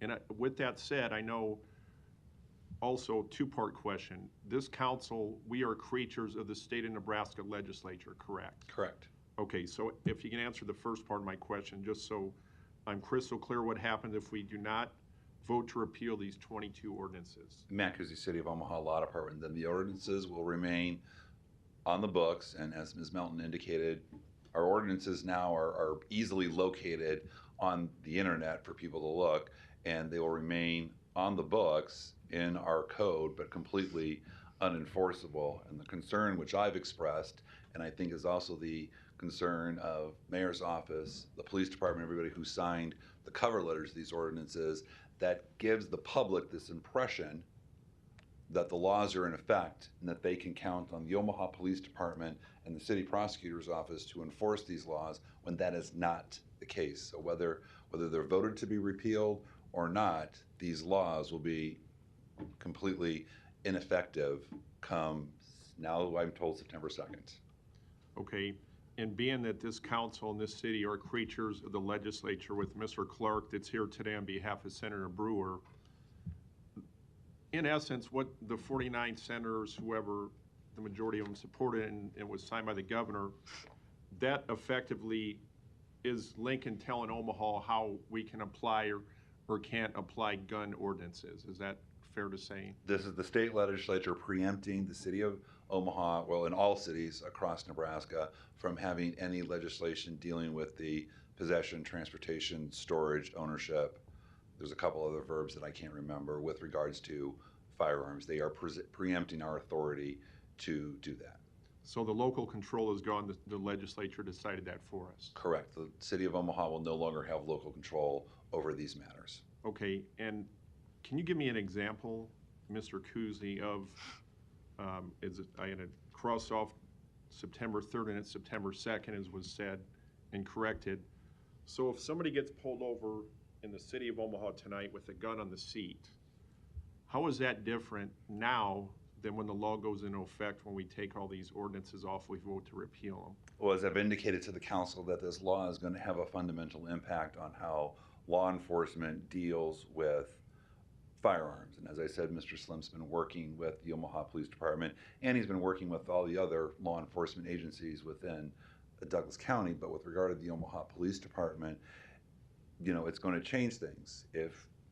Since you asked, we'll use you as the example. If you are pulled over for a traffic violation, you know, not signaling your turn, too wide of a turn, speeding, whatever, and today, if the police pull you over and they encounter a firearm sitting right there in your passenger seat, there are certain things that the police can do. It creates what's called probable cause, and they would be allowed to conduct a further examination and search your vehicle for other evidence of potential crimes. That's what they can do today. Come Friday or Saturday, whatever day the 2nd is, that changes what the police can do. Now the police don't automatically have that probable cause if that gun is there. They might have to just let that person go, and I'm sure what will be going through the officer's mind is also, I'm letting this person go who has a gun there. I certainly hope that they're not going to go and commit some sort of violent crime with it. I'm not saying that that's typical of what would happen, but that is going to be the new reality that the Omaha Police Department and other law enforcement agencies in Douglas County and across the state will have to confront when this becomes effective. Thank you for that. And the chief isn't here, nobody from OPD, but the chief did testify against LB 77. Is that correct? You're going to speak for him today. He did, and I've spoken to the chief on a number of occasions and his command staff about what the concerns that the Omaha Police Department has with LB 77. And they were outlined in the chief's testimony in opposition to this bill and in other outlets where he's expressed his opposition to this. And the concern that the chief has is there was currently is, but there will soon not be a registration requirement, and there was value in that registration because the Omaha Police Department had certain criteria on the ordinance for which somebody could be denied a registration. Prior felonies, crimes of domestic violence, things that are existing in state law and in federal law The other kind of concern that the police department is going to have is that the open carry of not just firearms, but long guns, rifles, machine gun, whatever, not machine guns, but semi-automatic weapons, whatever you want to refer them, could lead to some public alarm, which has occurred in the city of Omaha on occasion when people have walked around with long guns and at secured facilities and things like that. And their concern is that that could continue to escalate. I've already discussed the probable cause concern that the police are going to have. And there's an officer safety component to it as well. Currently, in order to get your carrying concealed permit, you're required to take a class where gun safety and gun operation is discussed. The concern that the Omaha Police Department has is that they will be encountering more people who don't have that sort of training, because while it being offered, it's voluntary, it's not required. And in a city of 500,000 people, I think the Omaha Police Department's concern is not if they're going to encounter one of these kind of situations that we've talked about, that's a result of us having to get rid of our ordinances. It's more, I think, of when this is going to happen and how the public is going to react to this, because the police have also said the concern is what is illegal today won't be illegal on September 2nd, and the public may not know that, and they're going to be calling the Omaha Police Department for help if they see something that is alarming to them, and the police are going to show up and they're not going to be able to do anything about it. Thanks, Matt, for your answers, and I want to thank you again for taking the time to walk me through the many questions I had about your memo. That it clarified things for me, and as you did here today. Thank you, Mr. President. Thank you, Ms. Johnson. Thank you, Mr. President. I, as well as other members in my community, are concerned about the impact this law, LB 77, which was enacted on April 19 by the legislator. We're concerned about the impact that this will have on our community for obvious reasons. However, again, this law was passed, and therefore this motion that's being presented to us today is just to create an environment in which we will be in compliance with the state law. Thank you. Thank you. Matt, I might have you, before you leave the dais there, engage a little bit. Just getting a drink? All right, no problem. I think Mr. Kuzi did do a good job of explaining why it is we're here, and why this is necessitated as a result of the passage of LB 77. But I find it very concerning, and I think that's exactly why the mayor and the majority of the council and the police chief were opposed to LB 77. I don't think it does recognize that cities face a different situation, and it does not allow for local control in these matters. And so to repeal these 22 sections of the code, I think are not helpful to our situation here for public safety. And I think the police chief felt the ordinances in place were helpful in addressing illegal guns in the streets. I believe the number he quoted today was it played some part in removing about 1,400 illegal guns off the street last year. So to me, this is concerning, but I realize we must do what the state law prescribes today. Recognizing that, though, I did request that the law department look into options under this new state law and its prescriptions in terms of what else can we be doing to address these issues or to address common sense gun regulation in the city. And I think your initial findings would indicate there are some things we can work on, regardless of this repeal today. Things like regulating ghost guns, potential implements like bump stocks, like Lincoln has, and certainly protect and prohibit concealed carry in our public places, things like parks and libraries and this building, our event centers, Mecca, for example. I believe it's your interpretation that can in fact be done, and is your recommendation that we go ahead and do that. So I say those things to indicate that those are things I'm interested in working on together with you and the police department and the council and the mayor to see what it is we can now proceed with in lieu of what we had in place already. A couple last questions for you regarding public places. I believe you have advised that the mayor do issue an executive order to prohibit the possession of concealed firearms on city properties and facilities, and that executive order is pending. Matt Kuzi Law Department. LB 77 does allow the owner or use of leased properties to prohibit the possession of concealable firearms on their premises. That is applicable to the city of Omaha. That's also in LB 77, and many of the state senators down in Lincoln during the debates on these bills did emphasize that point. So it is the mayor's intent to issue an executive order to prohibit the possession of concealed firearms and on city-owned property, facilities, things of that nature. And a plan has been developed and is currently underway with the Parks Department and Public Works Department primarily. We've got the sign language because we have to have what's called conspicuous notice, and we are working on implementing and placing those signs primarily at places that the public uses first before we start whittling it down to other locations that the city owns that are not typically used or accessed by the public. With regard to this building is owned and operated by the Building Commission. If I'm wrong, Bernard will come down here.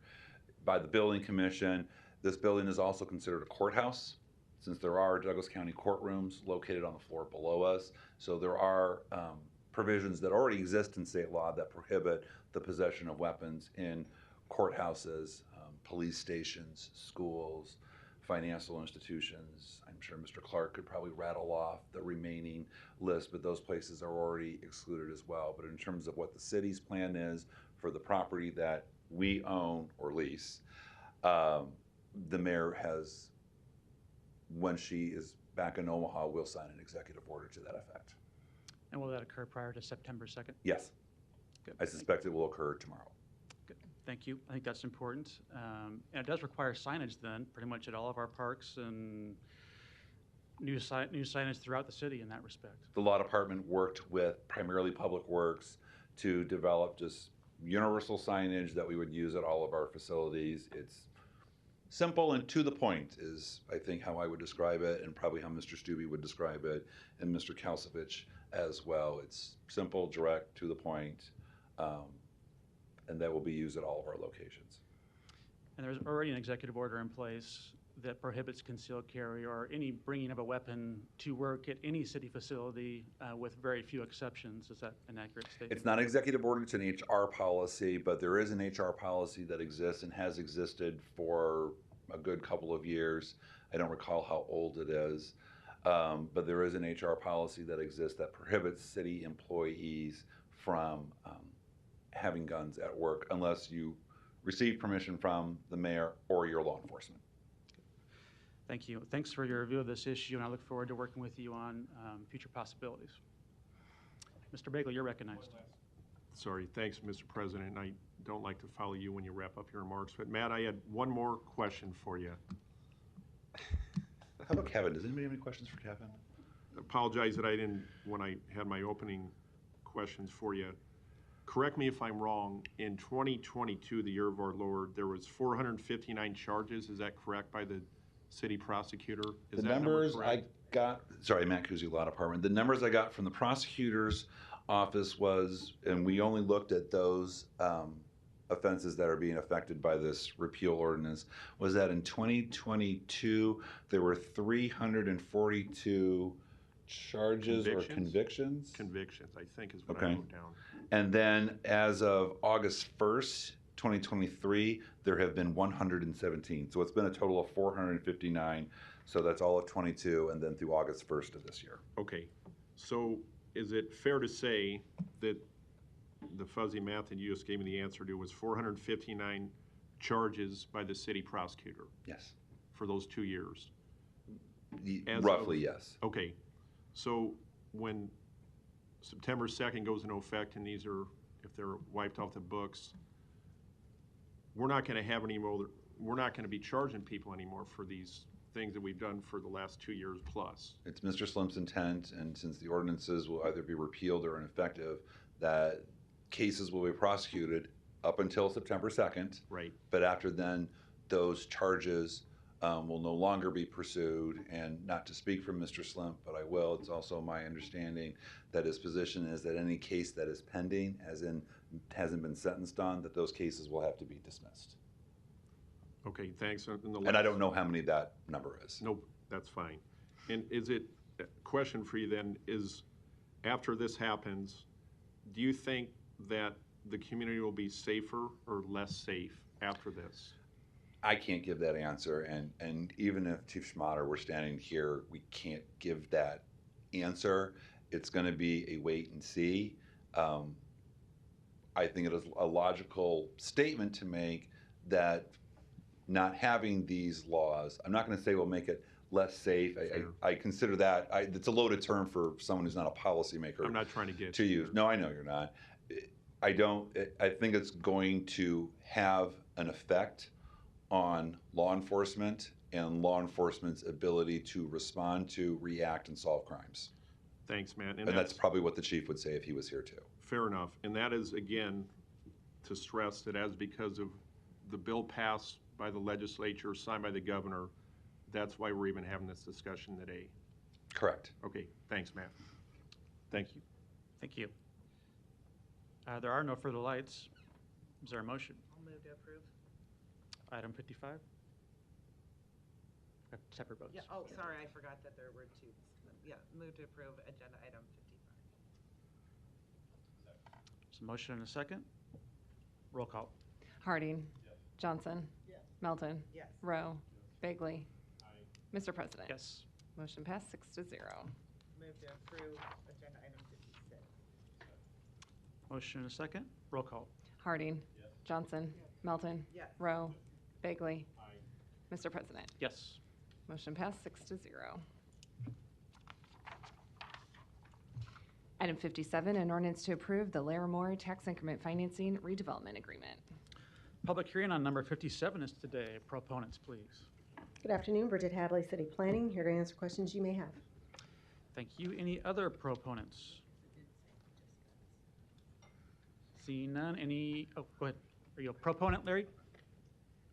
Yeah, I'm gonna switch my Okay. theory here. All right, go for it. Larry Storr, 5015 Lafayette Avenue, Omaha, 68132.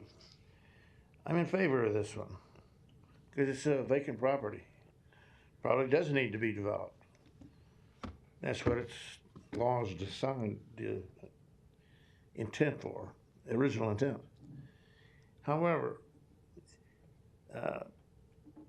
last week, the flip charts that we were given, all of a sudden we got flip charts for TIF to try and explain it to us dummies, I guess is the word. But it doesn't really go far enough in explaining it. I get it that somebody buys the property maybe at a blighted value and pays that flat, maybe pays that flat tax, which is lower than it was before probably, for 15 years. But what you guys don't get is from our side of the podium, our citizens that don't understand that very well, see that as a big break for a developer.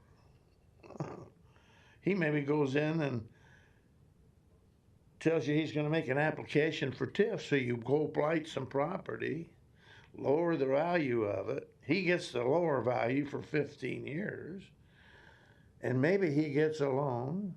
Maybe he gets city participation. Some of these are city participation, some aren't. So us poor taxpayers don't really understand the whole thing, but it looks like a wimpy burger. Hey, I'll gladly pay you tomorrow for a hamburger today, or 15 years from now, or 25 years from now, when you raise my property tax rates. And yeah, maybe the new owner, if it is a new owner, will pay the blighted value rate on the property, which is maybe lower than it was a couple of days ago, but for 14, 15 years. maybe 20. But somehow somebody is losing some tax value on most of these projects. Maybe there hasn't been anybody owning this property. So that raises the question, well, is this what the Omaha Land Bank is about? Who gets that property all of a sudden and is the owner or the developer? That's never decided. That's never explained. So I'm going to cut it short. My point is, it's still not transparent enough for the average taxpayer, home property taxpayer, I should say, home values and taxpayer. Just seems like a scam still. It's not quite clear enough that it's not. So I'm going to submit some things for the record. I did send an email, which I'll give you a copy of that. But I also want to give you some documents from Taxpayers for Freedom who have talked to you before.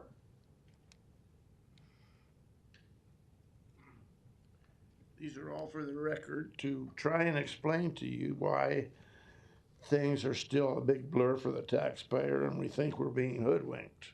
Maybe we're not.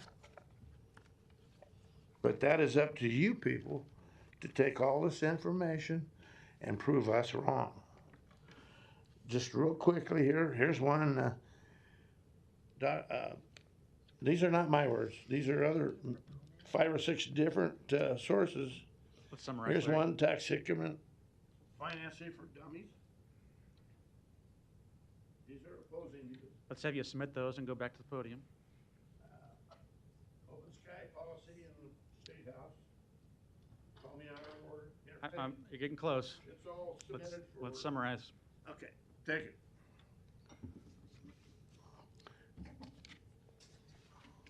Any other proponents on number 57? Seeing none, any opponents? Public hearing is closed. Item 58, an ordinance to approve the Blue Stem Prairie Second Edition, Phase 1 and 2, Tax Increment Financing Redevelopment Agreement. Public hearing on number 58 is today. Proponents, please. Bridget Hadley, City Planning, here to answer questions you may have.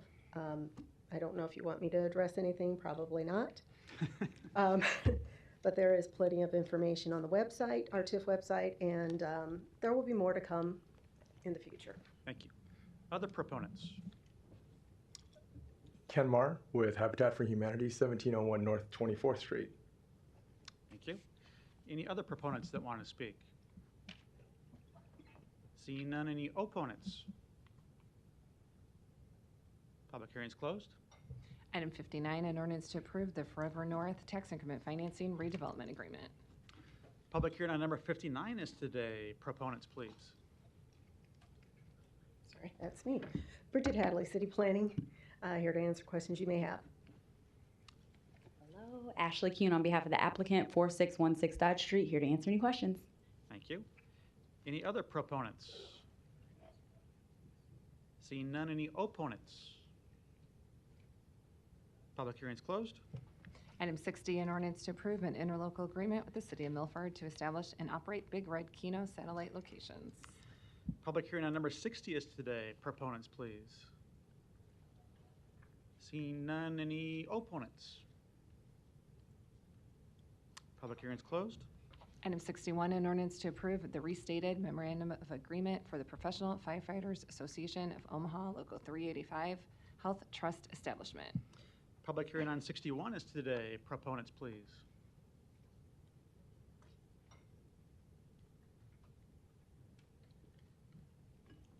Good afternoon, Bree Robbins, Labor Relations Director. Mark McQueen, Baird Home Law Firm. Bree and I negotiated this agreement with Local 385. This is the latest evolution of a fire trust that was set up in 2016 to provide health insurance for the firefighters. We've separated the negotiations for the cost to the city of this particular health insurance coverage by design. We thought that it would be helpful to separate this particular term from the renewal negotiations for the larger contract that actually began this morning. So this is a 4-year deal. In the first year, which begins in January 2024, we provide for what the premiums that the city is obligated to pay and the employees, the firefighters, are obligated to pay. There's a premium freeze in this upcoming calendar year, so that's good news for everybody. In the 3 years following that, the premiums for the city will increase by a maximum of 13% and perhaps as low as 10.5%. There's 2.5% variance that will either occur or not occur based on whether the trust declares what is known as a premium holiday during the term of this agreement. Premium holiday is an item that is described in the trust agreement, and essentially if the assets in the trust hit a certain level that's defined by the trust has the authority to declare a premium so that the city doesn't have to pay its premiums and the employees don't have to pay the premiums. If that happens during the course of this agreement, it may increase the city's contribution by 2.5% and decrease the employees' contribution by 2.5%. Either way you cut it, the premium increases are very attractive for most employers who typically expect a premium increase on health insurance of much greater than 3.25%. That's the worst case scenario for the city on average over the course of these 3 years or 4 years. And it may be as low as 2.6%. Now, besides the premium increases and the premium holiday language, we updated the trust language. It's quite a lengthy document. And we also increased the subsidy that the union pays to the city for retirees who are excluded from this particular coverage because of the date of their retirement in 2010. There's a small group left in that category that are still insured by the city, roughly 45 or 44 employees. So that's sum and substance what this agreement is all about. We're respectfully asking for your approval for this agreement, and I'd be happy to answer any questions if you have any. Thank you. Any other proponents? I was wondering who these guys were in the back. Welcome. Thank you. Good afternoon, Mr. President, members of the council. Trevor Towie, President, 385, 6005 Grover Street. I'll just echo the comments of Mr. McQueen and thank him and Ms. Robbins and the mayor's office for working with us to get this agreement. I just also wanted to point out that this is the third time that we've been able to reach agreement in regards to how firefighters' healthcare trust is managed. The last time it was approved without objection from the council. This agreement now is really, as Mark just pointed out, mostly about premium increases. But it's also the cheapest and least expensive increase that we've ever had. My opinion, I liken that to the success of the trust. And even though it's unlike other healthcare plans for other employee groups, it's made firefighters really smart consumers of healthcare. It's kept prices down, and it's enabled us, both the city and the firefighters, to be good stewards of taxpayers' money. So with that, I'm happy about the agreement, and I hope for your approval, and happy to answer any questions. Thank you. Any other proponents today? Seeing none, any opponents? Public hearing's closed. Mr. Bigley, is your light on? Yeah. Oh, I'm sorry, yeah. President Trevor, quick question for you.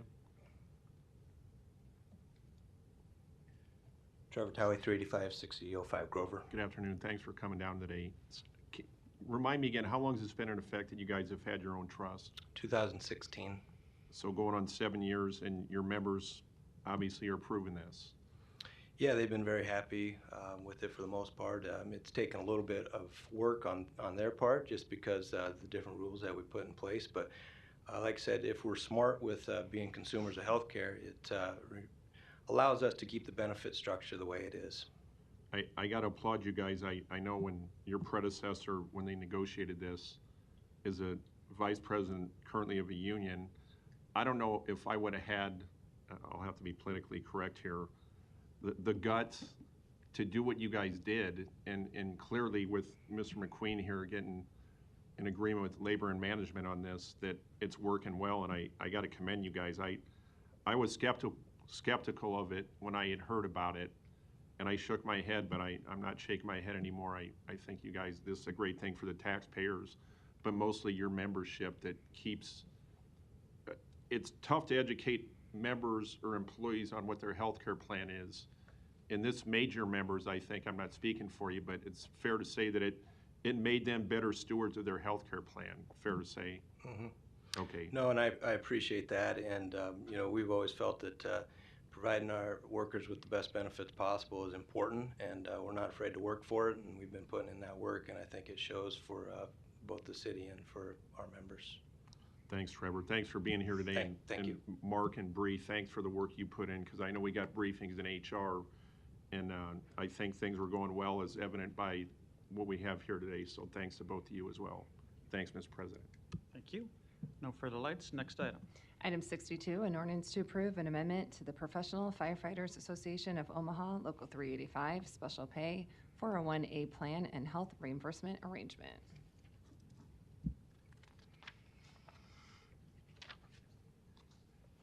Good afternoon. Bernardi Nabash, Deputy City Attorney. The cover page is kind of self-explanatory. This is a kind of a tweak of what we adopted last year to fix an unintended consequence.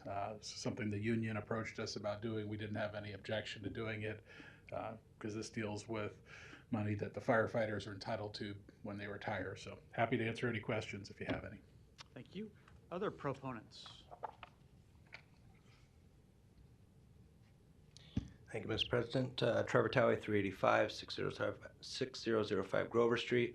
I'll just add that, you know, because of our last topic, this issue has made our members such smart consumers of healthcare that we realized we need to have that money there when we retire to use on our healthcare. This is a program that does that. The previous ordinance, which implemented these two programs, was kind of flawed, where it only allowed us to represent one program and not allow us to get any money into our healthcare, which obviously is very important to our members. So these tweaks will provide for those changes and access to both programs. So I appreciate your approval on that. Thank you. Any other proponents? Seeing none, public hearing's closed. Before we call for adjournment, I will just say, wish a happy Labor Day to Local 385 and also all of our local unions and the council as well. Madam Clerk. Non-action items, items 63 through 70, do not require public hearing or city council consideration at this meeting, but will be placed on a future agenda for public hearing and/or vote. The reason for non-action is noted after the item on the agenda, as well as the date the item is expected to appear on agenda for consideration. Motion to adjourn. Second. Roll call. Harding. Johnson. Melton. Yes. Rowe. Bagley. Mr. President. Motion passed 6-0. Meeting is adjourned at 4:42.